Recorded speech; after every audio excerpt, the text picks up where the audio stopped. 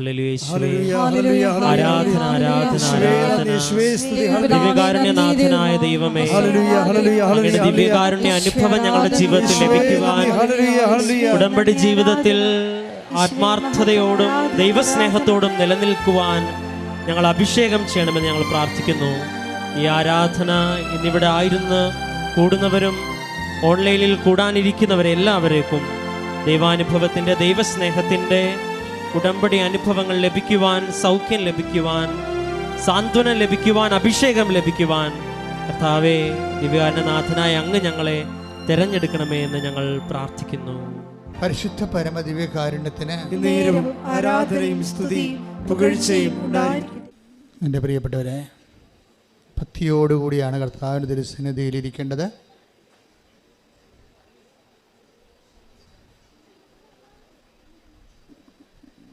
ഭക്തിയിൽ ഒരു രക്തത്തിൻ്റെ കണ്ടൻ്റ് ഉണ്ട്. ശരിക്കും ഇക്ത എന്ന പ്രത്യയം സംസ്കൃതത്തിൽ ഒട്ടുന്നത് എന്നതിൻ്റെ അർത്ഥം. നമ്മുടെ രക്തത്തിലൊരു ഇക്തയുണ്ട്, ഭക്തിയിലൊരു ഇക്തയുണ്ട്. ഒട്ടാത്ത ഭക്തിയൊക്കെ അഭ്യാസങ്ങളാണ്. ഭക്തി എന്ന് വെച്ചാൽ പറഞ്ഞാൽ നിങ്ങൾ സ്നേഹത്തിൽ അവനോട് ഒട്ടി നിൽക്കണം. ദൈവത്തോട് ഒട്ടി നിൽക്കാൻ ഏറ്റവും നല്ലത്, ചേർന്ന് നിൽക്കാൻ ഏറ്റവും നല്ലത് ദൈവസ്നേഹമാണ്. പൗലോസ് അപ്പോസ്തലൻ പറയും, നിങ്ങൾ സ്നേഹത്തിൽ ഒട്ടി നിൽക്കുവിൻ. ശ്രുതികട ഹല്ലേലൂയ ഹല്ലേലൂയ ഹല്ലേലൂയ ഹല്ലേലൂയ ഹല്ലേലൂയ യേശുവേ ഹല്ലേലൂയ ഹല്ലേലൂയ ഹല്ലേലൂയ യേശുവേ സ്തുതി ഹല്ലേലൂയ ഹല്ലേലൂയ.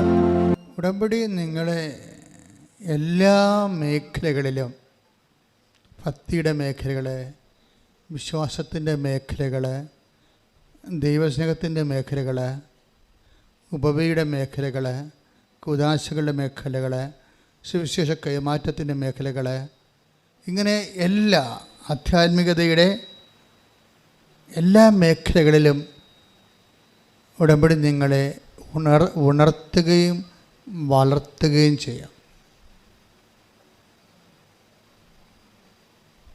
കഴിഞ്ഞ ദിവസങ്ങളിൽ ഒരു സാക്ഷ്യം ഞാൻ വളരെ ശ്രദ്ധിച്ചൊരു സാക്ഷ്യം.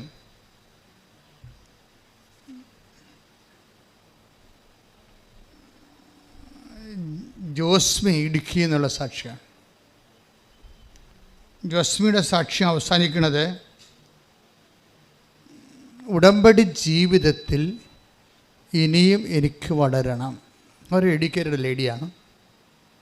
എഡ്യൂക്കേറ്റഡ് ആയിട്ടുള്ള ആൾക്കാർ, നല്ല വിദ്യാഭ്യാസമുള്ള ആൾക്കാർ, അവർ ഉടമ്പടി എടുക്കുമ്പോൾ അവർക്കിതിൻ്റെ റാഷണൽ സൈഡ്, ഇതിൻ്റെ അകത്ത് ഉപയോഗിച്ചിരിക്കുന്ന ബിബ്ലിക്കൽ റാഷണാലിറ്റി ശരിക്കും മനസ്സിലാകും. കാര്യം ഇതിൻ്റെ അകത്ത് ഉപയോഗിച്ചിരിക്കുന്നത്, ഇപ്പോൾ നമുക്ക് ഉദാഹരണത്തിന് നമ്മുടെ ഉടമ്പടി നിലനിൽക്കുന്നത് എന്തിലാണ്? Not by merit but by grace. ലോകം മുഴുവനും അറിയാവുന്നതും എന്നോട് ആദ്യം വെളിപ്പെടുത്തിയ സൂത്രമാണിത്. സൂത്രം എന്ന് വെച്ച് കഴിഞ്ഞാൽ ഭാരതീയത്തിൽ സൂത്രമെന്നാണ് ടെക്നിക്ക്. ആധ്യാത്മികമായ എല്ലാ വിഷയങ്ങളെയും ഭാരതീയർ സൂത്രമെന്നാണ് വിളിക്കുന്നത്. വെച്ച് കഴിഞ്ഞാൽ നമ്മൾ പറയുന്നത് ഉപായമല്ല, മറിച്ച് സൂത്രമെന്ന് പറഞ്ഞാൽ അതിൻ്റെ ടെക്നിക്ക്, അതിൻ്റെ തന്ത്രവിദ്യ, അതിനാണ് സൂത്രം. അപ്പോൾ ഇതിൻ്റെ ഉടമ്പടിയിൽ ആദ്യം വന്ന തന്ത്രവിദ്യ രക്ഷാകരമായ അനുഭവത്തിൻ്റെ തന്ത്രവിദ്യയാണ്.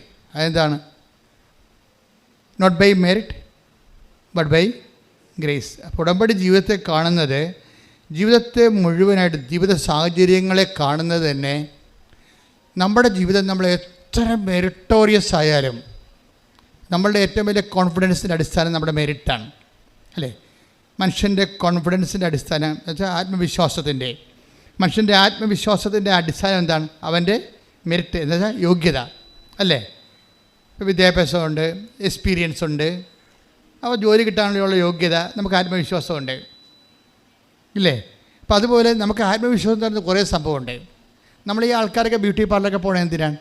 കോൺഫിഡൻസിനാണ്. ചെരുപ്പിൻ്റെ പരസ്യം പോലും എന്താണ്?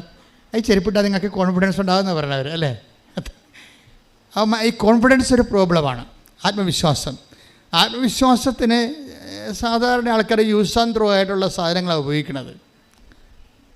ബൈബിൾ ഉപയോഗിക്കുന്നത് യൂസ് ആൻഡ് ഉപയോഗിക്കുക, എറിഞ്ഞു കളയുക എന്നുള്ള സംഭവം, ഡിസ്പോസിബിൾ ആയിട്ടുള്ള സൂത്രങ്ങളാണ് സാധാരണ മനുഷ്യൻ. ഇപ്പോൾ ചെരുപ്പ് നമ്മൾ ഉപയോഗിച്ച കുറച്ച് നടന്ന് അങ്ങോട്ടേക്ക് നോക്കുമ്പോൾ നമുക്കൊരു ആത്മവിശ്വാസം തോന്നുമായിരിക്കും.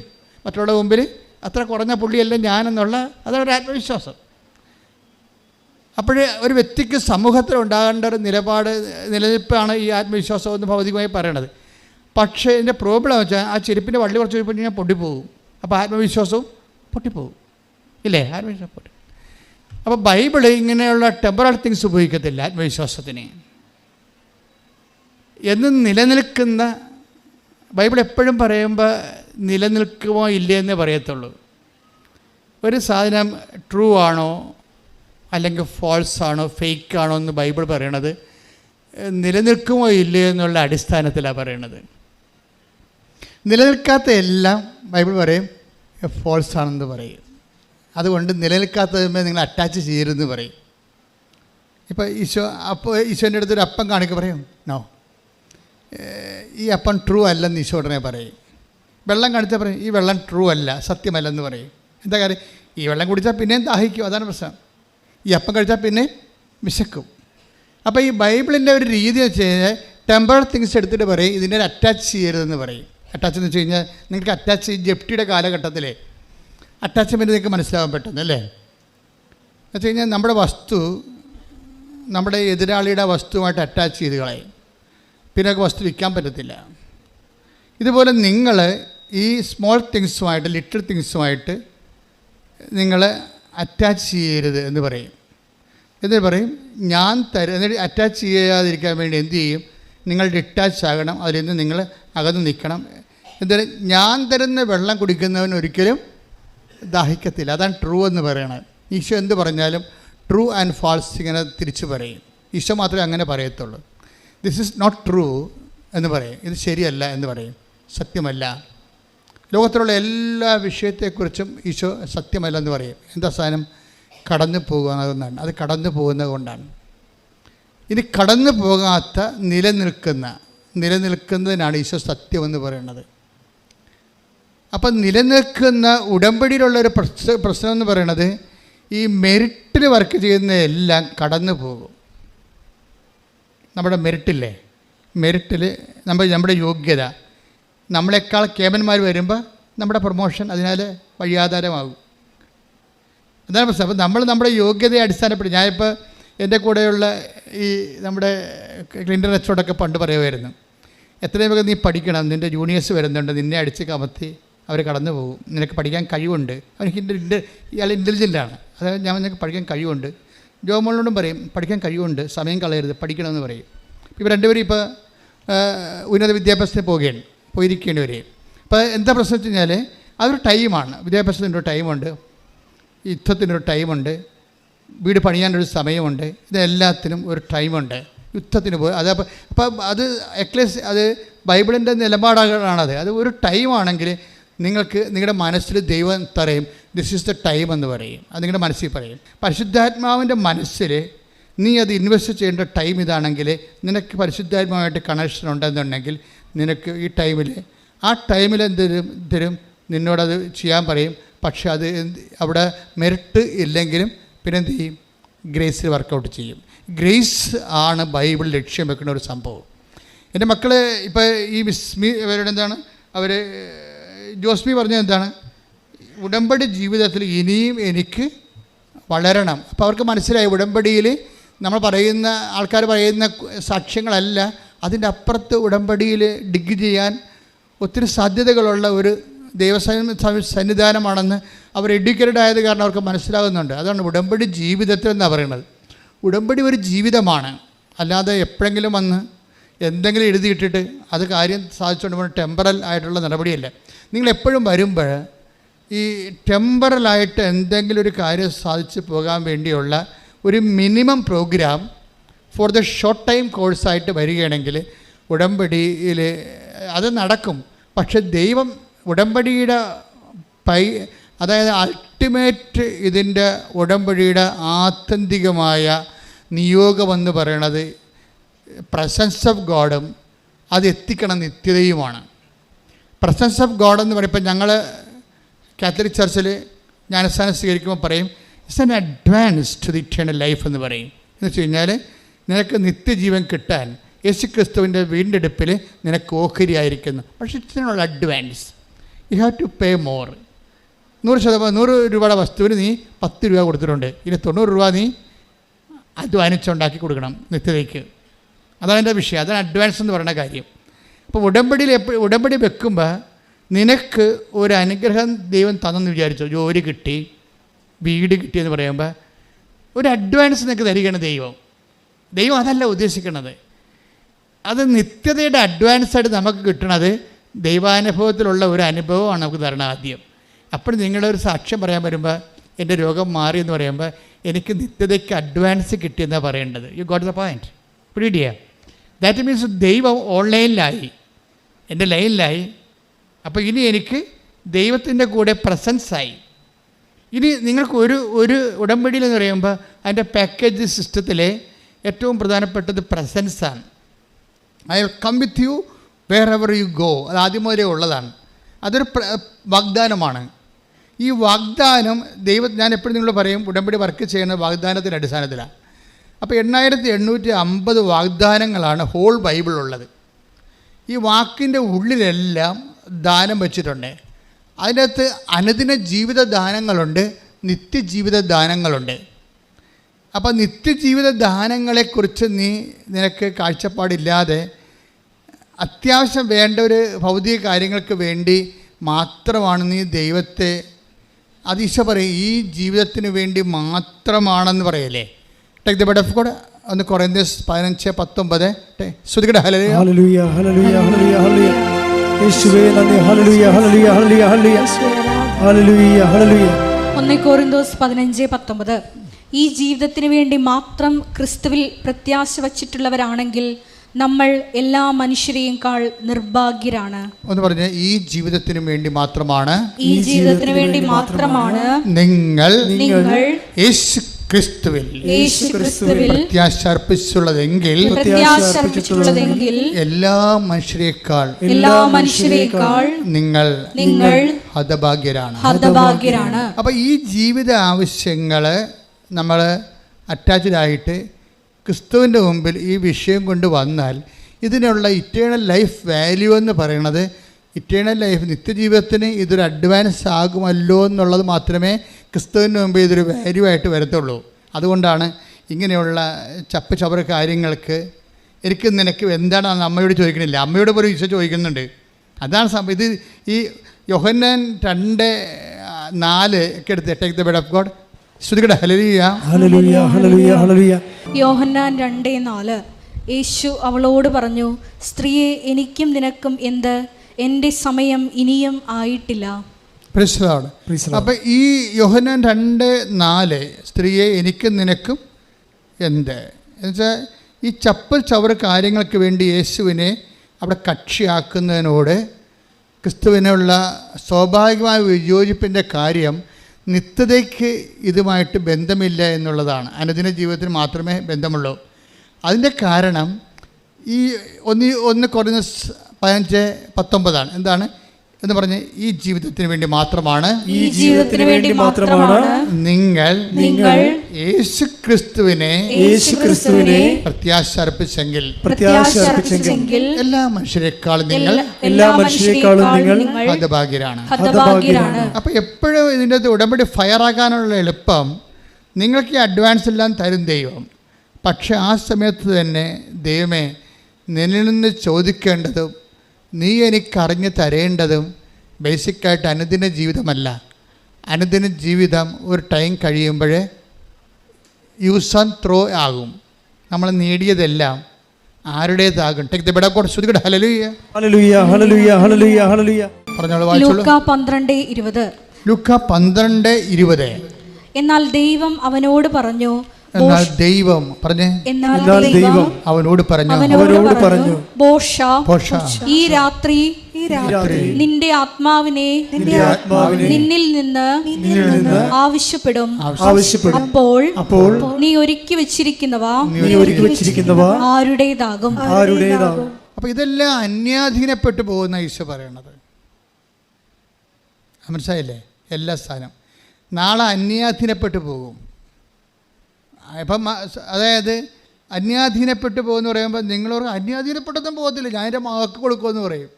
എൻ്റെ മകളെ, നിൻ്റെ മകൾ നിന്നെ എപ്പോൾ ഓർക്കും? ഞാൻ ഒരു 1500 പിണവെടുത്തിട്ടുള്ളൊരു മനുഷ്യനാണ്. ഇത്രയും കാലത്തിനുള്ളിൽ 1500 പിണവെടുത്തിട്ടുണ്ട്. ഒരു ആത്മക്കാരുടെ ദിവസം വരുമ്പോൾ ഞാൻ എപ്പോഴും ഓർക്കും. ആത്മക്കാരുടെ ദിവസം എന്ന് പറഞ്ഞാൽ കത്തോലിക്കരുടെ ഇടയിൽ ഒരു വലിയ ഏർപ്പാടുണ്ട്. എന്നുവെച്ചാൽ മരിച്ചുപോയ ഒരാൾക്കാരെ ഒരു ദിവസം ഓർക്കും. അപ്പോഴവരുടെ മക്കളും മരുമക്കളും ബന്ധുക്കളും സ്വന്തപ്പെട്ടെല്ലാം വന്ന് അവർ മരിച്ചടക്കിയ കുഴി വൃത്തിയും മെനയുമായിട്ട് വൃത്തിയാക്കും. ഇത് പൂക്കളും തിരികളും ചന്ദനത്തിരിയും ഒക്കെ വെച്ചിട്ട് ആത്മശാന്തിക്ക് വേണ്ടി പ്രാർത്ഥിക്കും. ഭയങ്കരമായ ഒരു ഫീലുള്ള ദിവസമാണത്. പക്ഷെ ഞങ്ങൾ പിറ്റേ ദിവസം കുർബാന വൈകുന്നേരം ഉണ്ടാവും, രാവിലെ ഉണ്ടാവും. ഈ കുർബാനയെല്ലാം കഴിഞ്ഞ് ഇവർക്ക് അനിത പാടുന്നൊരു സംഭവമുണ്ട്. അപ്പോൾ അനിത പാടി ഞങ്ങൾ ഒരു അറ്റത്ത് ഇടത്ത് തൊട്ട് വലത് വരെ ഇങ്ങനെ റെസ്പോൺസ് അല്ലെങ്കിൽ ഓഫീസൊക്കെ പാടി, അതൊരു പ്രത്യേക പ്രാർത്ഥനയാണ്. ഓഫീസ് എന്ന് പറയുന്നത് മരിച്ചവർക്ക് വേണ്ടിയുള്ള പ്രത്യേക സങ്കീർത്തന പ്രാർത്ഥനയാണ്. ഇത് പാടിപ്പാടി ഓരോ കുഴിക്കലും പാടി ചെല്ലുമ്പോഴേ ചില കുഴിക്കൽ വരുമ്പോൾ ഗ്യാപ്പാകും. അപ്പോൾ അവിടെ പൂവില്ല, അവിടെ തിരിയില്ല, അവിടെ പുകയില്ല, ഒന്നുമില്ല, പുല്ല് പിടിച്ച് കിടക്കുകയാണ്. കണ്ടു നിന്നവൻ അവസാനം സങ്കടം കൊണ്ട് ആ ചത്തവന് നെഞ്ചത്തെ പുല്ല് പറിക്കണ കാണാം. അപ്പം ഞാൻ കപ്പേറിനോട് ചോദിക്കും. കപ്പേരെന്ന് പറയണത് ഞങ്ങളുടെ ഇടയിലുള്ള ഒരു സാക്സൺ ഇടവകയിൽ അർത്ഥാൾ ശുശ്രൂഷകനാണ്. അപ്പോൾ കപ്പേരോട് ചോദിക്കും, ആ കുഴിക്കൽ ആരുമില്ലേ? അപ്പോൾ കപ്പേര് മിണ്ടത്തില്ല. കാര്യം പള്ളി സിമിത്തേരല്ലേ, അനിതാ ചൊല്ലിക്കൊണ്ടിരിക്കുകയല്ലേ. അപ്പോൾ ആ സമയത്ത് പറഞ്ഞു കഴിഞ്ഞാൽ ശരിയാകത്തില്ല. കാര്യം എനിക്ക് വിളിച്ച ദേഷ്യം വരും. ഈ കുഴിയുടെ മക്കളുമുണ്ട്, ഈ അപ്പൻ്റെ മക്കളുമുണ്ട്, മരുമക്കളുമുണ്ട്, എല്ലാവരും നാട്ടിലുണ്ട്. അവർക്കിവിടെ വന്ന് അപ്പന് വേണ്ടി പ്രാർത്ഥിക്കാൻ നേരമില്ല. അതാണ് പ്രശ്നം. ഈ മനുഷ്യന്മാർ വേർപ്പ് കൊണ്ട് അധ്വാനിച്ച് ഉണ്ടാക്കിയ കരിക്ക് കഴിച്ച് തേങ്ങ ഇട്ടാണ് ഇവന്മാർ ജീവിക്കണത്. ഇപ്പോഴും അവരുണ്ടാക്കിയ വീട്ടിൽ തന്നെയാണ് കയറി പൊറുക്കണത്. പക്ഷേ അപ്പന് വേണ്ടി 10 മിനിറ്റ് പ്രാർത്ഥിക്കാൻ അവർക്ക് നേരമില്ല. അപ്പം ആരാണ് അന്യൻ? ആരാണ് ശത്രു? അതാണ് ഈശോ ചോദിക്കുന്നത്. നിങ്ങൾ ഒരുക്കി take the bed of God, നിങ്ങൾ ഒരുക്കി വെച്ചിരിക്കുന്നതൊക്കെ പറഞ്ഞേ, നിങ്ങൾ ഒരുക്കി വെച്ചിരിക്കുന്നതൊക്കെ ആരുടേതാകും?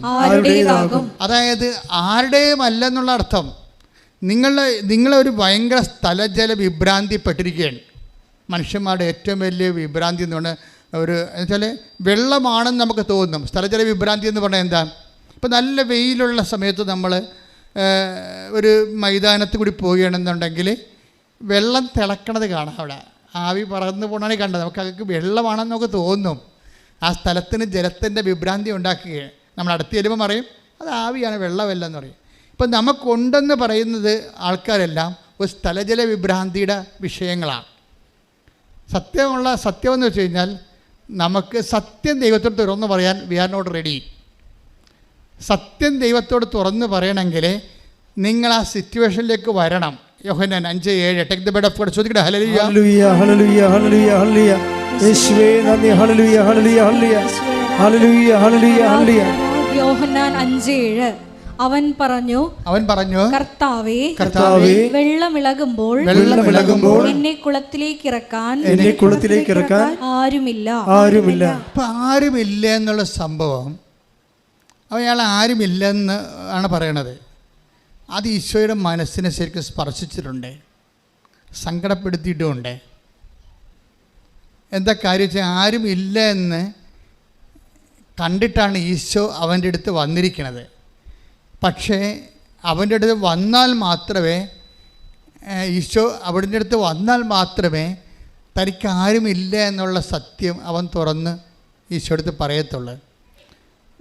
പക്ഷേ എല്ലാവരുടെ അടുത്തും അതുപോലെ വരണമെന്ന് നിർബന്ധമില്ല. അതൊരു യുണീക്കായിട്ട് ഒറ്റപ്പെട്ട സംഭവമാണ്. കാര്യം ആരുമില്ല എന്നുള്ളത് നമ്മുടെ ഇടം മറ്റുള്ളവരെ അറിയിക്കാൻ വി ആർ നോട്ട് റെഡി. അത്രയും നമ്മൾ സുരക്ഷിതരും സ്വാർത്ഥത കൊണ്ട് സുരക്ഷിതരാണ്. മനസ്സിലായില്ലേ? നമ്മളില്ലെങ്കിലും നമ്മുടെ ഇടമെന്തിനാണ് നാട്ടുകാരെ അറിയിക്കണം എന്ന് ചോദിക്കത്തില്ലേ? പണ്ടൊക്കെ 45 കേരളത്തിൽ ഇന്ത്യ മുഴുവൻ പട്ടിണി ഉണ്ടായിരുന്നു. 45 45, 46, 47 ആ ലോകയുദ്ധം കഴിഞ്ഞപ്പോൾ അരി കിട്ടിയില്ല. അരി എല്ലായിടത്തും ബ്ലോക്കായി. അരിയും കൊണ്ട് നടക്കണവനെ പോലീസ് അറസ്റ്റ് ചെയ്യുന്ന സമയം ഉണ്ടായി. കറുപ്പിൻ്റെ ബലം ഉണ്ടായിരുന്നു അരിക്കെന്ന്. അപ്പം എൻ്റെ അപ്പനൊക്കെ വീട്ടിൽ നിന്ന് പറഞ്ഞ് ഞാൻ കേട്ടിട്ടുണ്ട്. അരി ബാൻ ചെയ്തിരിക്കുകയാണ്. അരി കൊണ്ടുപോന്നിട്ടുണ്ടെങ്കിൽ ആരെങ്കിലും പൂത്തിവെച്ച സാധനമായിരിക്കും പുറത്തെടുത്തത് വിചാരിച്ചിട്ടുണ്ട്. അരി പുറത്ത് കണ്ടാൽ പിടിക്കും. കാര്യം അരി ഓരോരുത്തരും ഇല്ല. അപ്പോൾ ആരോ പൂത്തി വെച്ചതിന് വില കൂട്ടി വിൽക്കാൻ വേണ്ടി പുറത്തെടുത്തിരിക്കണം, പിടിക്കും. അപ്പോൾ എന്താ ചെയ്തുകൊണ്ടിരുന്നത് വെച്ചാൽ അരിയില്ലാത്തൊരു കാലം ഉണ്ടായിരുന്നു. അപ്പോൾ അരിയില്ലാത്തൊരു കാലത്ത് മനുഷ്യന് ഒരു നേരം ആഹാരമുണ്ട്. അപ്പോൾ ചില അമ്മമാർ എന്ത് ചെയ്യുമെന്ന് വെച്ച് കഴിഞ്ഞാൽ ഒരു ഉച്ചക്ക് 12 മണിയാകുമ്പോൾ ചവറൊക്കെ കൂട്ടിയിട്ടിട്ട് അടപ്പിലിട്ട് കത്തിച്ച് പുക ഉണ്ടാക്കും. എന്താണ് നാട്ടുകാർ അവിടെ അരിവെപ്പുണ്ടെന്ന് അറിയണം. നിസ്സാര കാര്യമല്ല, നമ്മൾ കടന്നു പോകുന്ന വഴികൾ നിസ്സാരമല്ല. അവിടെ ഞങ്ങളുടെ വീട്ടിൽ അരിവെപ്പുണ്ട്, ഞങ്ങൾ പട്ടിണി കിടക്കണില്ല, ഇതാണ് നമ്മുടെ ഇടമെന്ന് പറയും. അപ്പം നമ്മുടെ ഇടം മറ്റുള്ളവർ അറിയിക്കാതിരിക്കാൻ വേണ്ടിയാണ് ചവറ് കൂട്ടി കുപ്പ ഇട്ടിട്ട് ഈ നാട്ടുകാരെ പുക കാണിക്കണത്. അപ്പോൾ നമ്മൾ കടന്നു പോകുന്നത്, നിങ്ങൾ പൈസയൊക്കെ ഉപയോഗിക്കുമ്പോൾ അപ്പന്മാർ കടന്നു പോകുന്ന വഴികൾ നമ്മൾ ഓർക്കണം. പൈസ ദൂർത്തടിക്കുമ്പോഴേ നമ്മൾ കടന്നു പോകുന്ന വഴികൾ ഓർക്കണം. അന്ന് അവരുടെ ആ മുണ്ടുമുറുക്കി കൊടുത്ത ഒരു കാലത്ത് അവർ കൊന്തയും കണ്ണീരുമായിട്ട് കർത്താവിൻ്റെ മുമ്പിൽ നിന്നതാണ് ഇന്ന് നമ്മൾ രക്ഷപ്പെട്ടിരിക്കുന്നത്. അപ്പോൾ ഓർത്തേക്കണം. പിന്നെ നമ്മൾ ചിലർ രക്ഷപ്പെടാത്തതിൻ്റെ കാരണം നമ്മൾ ആളാകാൻ വേണ്ടി നാട്ടുകാരിൽ നിന്ന് എല്ലാം നടന്ന് കടം മേടിച്ച് പരസ്യപ്രാന്തന്മാരായി മാറിയത് കൊണ്ടാണ്. ആവശ്യമില്ലാത്ത സ്ഥലത്തു നിന്നൊക്കെ നമ്മൾ കടം മേടിക്കും. ഇപ്പോൾ ഒരു ചില വീടുകളെ കുഴപ്പമില്ല, ചില വീടുകളെ കുർബാനയ്ക്കുള്ളപ്പാട് കഴിയുമ്പോൾ അവർ പാപ്പരാകും. കുർബാനയ്ക്കുള്ളപ്പാട് കഴിയുമ്പോൾ പാപ്പരാകും. അത് പണ്ട് മുതലേ ഉള്ള ഒരു പരിപാടിയാണ് കുർബാനയ്ക്കുള്ളപ്പാട് എന്ന് വെച്ച് ആവശ്യമുള്ളവരെ ഇല്ലാത്തവരെ. ഇപ്പോൾ പണ്ട് കുർബാനയ്ക്കുള്ളപ്പാടിന് പരിഞ്ഞപ്പോൾ തലോട്ടമ്മ ഓക്കെ ക്ലിയർ, അല്ലെങ്കിൽ അവിടെ ഭാര്യയുടെ ആങ്ങളെ മക്കളും ഒക്കെ ഒരു 10 പേര് ഒക്കെ ഉണ്ടാകത്തുള്ളൂ. ഇപ്പം എങ്ങനെ വന്നിരിക്കുന്നത്? ഇപ്പോൾ വോട്ടേഴ്സ് ലിസ്റ്റ് നോക്കിയല്ലേ വിളിക്കണത്. ഇത് എവിടെ ചെന്ന് അവസാനിക്കാനാണ്? അത്രയും ആൾക്കാരെ വിളിക്കും. അത്രയും ആൾക്കാരെ വിളിച്ച് വരുമ്പോൾ ഇതെല്ലാം എങ്ങനെയായാലും ഒരു 2-1.5 ലക്ഷം രൂപ കടമാകും. അപ്പോൾ എന്ത് ചെയ്യും? പാവപ്പെട്ടവൻ നടന്ന് കടം മേടിച്ച് പലിശ കയറി മുടിയും. അപ്പം നമ്മുടെ ഇടം നാട്ടുകാരെന്ത് വിചാരിക്കും? നിങ്ങൾ ഉടമ്പടി എടുത്താലും ഈ നാട്ടുകാരെന്ത് വിചാരിക്കും എന്ന് വിചാരിച്ച് നമ്മളുടെ ദൈവം അർഹിക്കാത്ത വിഷയത്തിൽ നമ്മൾ ഓവർ പ്രാധാന്യം കൊടുത്താൽ തീർച്ചയായിട്ടും നമ്മളെ നയിക്കണത് ഈശോ ചോദിക്കുന്നൊരു വാക്കുണ്ട്, വാട്ട് സ്പിരിറ്റ് ലീഡ്സ് യു. എന്തരൂപിയാണ് നിങ്ങളെ നയിക്കണത്? അത് ലോകാരൂപി എന്ന് പറയും. ഉടമ്പടി ഈ എൻ്റെ ജീവിതമാണെന്ന് പറയുമ്പോൾ ദൈവാരൂപിയാൽ നമ്മൾ നയിക്കപ്പെടുന്നത് വരെ ലോകാരൂപിയാൽ നമ്മളെ ലോകത്താന്മാരാക്കുന്ന ലോകാരൂപിയിൽ ടേക്ക് ദ വേർഡ് ഓഫ് 9:55 ലൂക്ക ശ്രുതികട ഹല്ലേലൂയ ഹല്ലേലൂയ ഹല്ലേലൂയ ഹല്ലേലൂയ യേശുവേ നന്ദി യേശുവേ സ്തുതി ഹല്ലേലൂയ ഹല്ലേലൂയ ഹല്ലേലൂയ ഹല്ലേലൂയ ഹല്ലേലൂയ. ലൂക്ക 9:54. ഇത് കണ്ടപ്പോൾ ശിഷ്യന്മാരായ യാക്കോബും യോഹന്നാനും പറഞ്ഞു, കർത്താവേ, സ്വർഗത്തിൽ നിന്ന് അഗ്നി ഇറങ്ങി ഇവരെ നശിപ്പിക്കട്ടെ എന്ന് ഞങ്ങൾ പറയട്ടെയോ? അവൻ തിരിഞ്ഞ് അവരെ ശാസിച്ചു. അപ്പോൾ ഇതിൻ്റെ ടിപ്പണി കിടപ്പുന്നുണ്ട്, വാട്ട് സ്പിരിറ്റ് ലീഡ്സ് യു. എന്തരൂപിയാണ് നിങ്ങളെ നയിക്കുന്നത്? എന്തരൂപിയാണ് നിങ്ങളെ നയിക്കണമെന്ന് നമുക്കറിയാമല്ലോ. അവരെ നയിച്ചത് എന്തരൂപിയാണ്? സ്വർഗത്തിൽ നിന്ന് അഗ്നി ഇറങ്ങി അവരുടെ വഴി തടസ്സം ഉണ്ടാക്കിയ യാക്കോബിൻ്റെയും യോഹന്നാൻ്റെയും ജീവിതത്തിലെ ഈ ദൗത്യത്തിൽ വഴി തടസ്സമുണ്ടാക്കിയവരെ സ്വർഗത്തിൽ നിന്ന് അഗ്നി ഇറങ്ങി നശിപ്പിക്കാനാവുമെന്നാണ് അവർ പറയണത്. അവർ അപ്പോസ്തലന്മാരാണെങ്കിലും അപ്പോസ്തല വേഷക്കാരുണ്ടാവുകയും ഈ വേഷം കറക്റ്റ് അപ്പോസ്തലനെ ആക്കാൻ വേണ്ടി കർത്താവ് ഒത്തിരിയേറെ ഫോർമേഷൻ കൊടുത്തിട്ടുണ്ട്. അവർക്ക് ശത്രുവിനൊക്കെ ക്രിയേറ്റ് ചെയ്തതാണ്. ഇവന്മാർ പോയ പ്രശ്നം ഉണ്ടാക്കുമെന്ന് ഈശോയ്ക്ക് അറിയാം. ഈശോയ്ക്ക് വഴി സന്ധ്യയായപ്പോൾ ജെറുസലേമിലേക്ക് പോകണ ഈശോനെ സമറിയായി കൂടി പോയിട്ട് സമറിയയിൽ എവിടെയെങ്കിലും താമസിക്കാൻ വേണ്ടി ഈ അപ്പോസ്തലന്മാർക്ക് ഈശോയ്ക്കൊരു വീട് കാണാൻ വേണ്ടി ഇവരെ പറഞ്ഞു വിട്ടതാണ്. സമറിയയിൽ വീടുമില്ല, കണ്ടാൽ ഇവന്മാരുടെ കൈയും കാലും അവർ വെട്ടുമെന്നും ഇവന്മാരെ തനിനിറം പുറത്തെടുക്കുമെന്നും കർത്താവിനറിയാം. അപ്പം ചില ഇഷ്യൂസ് നമ്മുടെ ജീവിതത്തിൽ ഉണ്ടാകണത് ദൈവം കരുതിക്കൂട്ടി ഉണ്ടാക്കുന്ന വിശുദ്ധീകരണ പ്രക്രിയയാണ്. കാര്യം കർത്താവിന് പറയണം, വാട്ട് സ്പിരിറ്റ് ലീഡ്സ് യു. നിങ്ങളുടെ ജീവിതത്തിൽ ഇഷ്യൂസ് ഒന്നും ഉണ്ടാകുന്നില്ലെങ്കിൽ എന്തരൂപിയാണ് നിങ്ങൾ നയിക്കണം നിങ്ങൾക്കറിയാൻ പറ്റാതെ വരും. മനസ്സിലായില്ലേ? ലോകാരൂപി അരൂപി 3 ഉണ്ട്, എപ്പോഴും ഓർത്തേക്കണം. 3 ലോകാരൂപിയുണ്ട്. ഇപ്പോൾ ലോകാരൂപി, അതുപോലെ തന്നെ എന്തുണ്ട്? ദുഷ്ടാരൂപിയുണ്ട്, പിന്നെ ദൈവാരൂപി. ഇപ്പോൾ ലോകാരൂപി എന്ന് പറഞ്ഞാൽ എന്താ വെച്ച് കഴിഞ്ഞാൽ എന്ത് കിട്ടിയാലും തികയത്തില്ല. 4:13 എടുത്ത് ശ്രുതികട ഹല്ലേലൂയ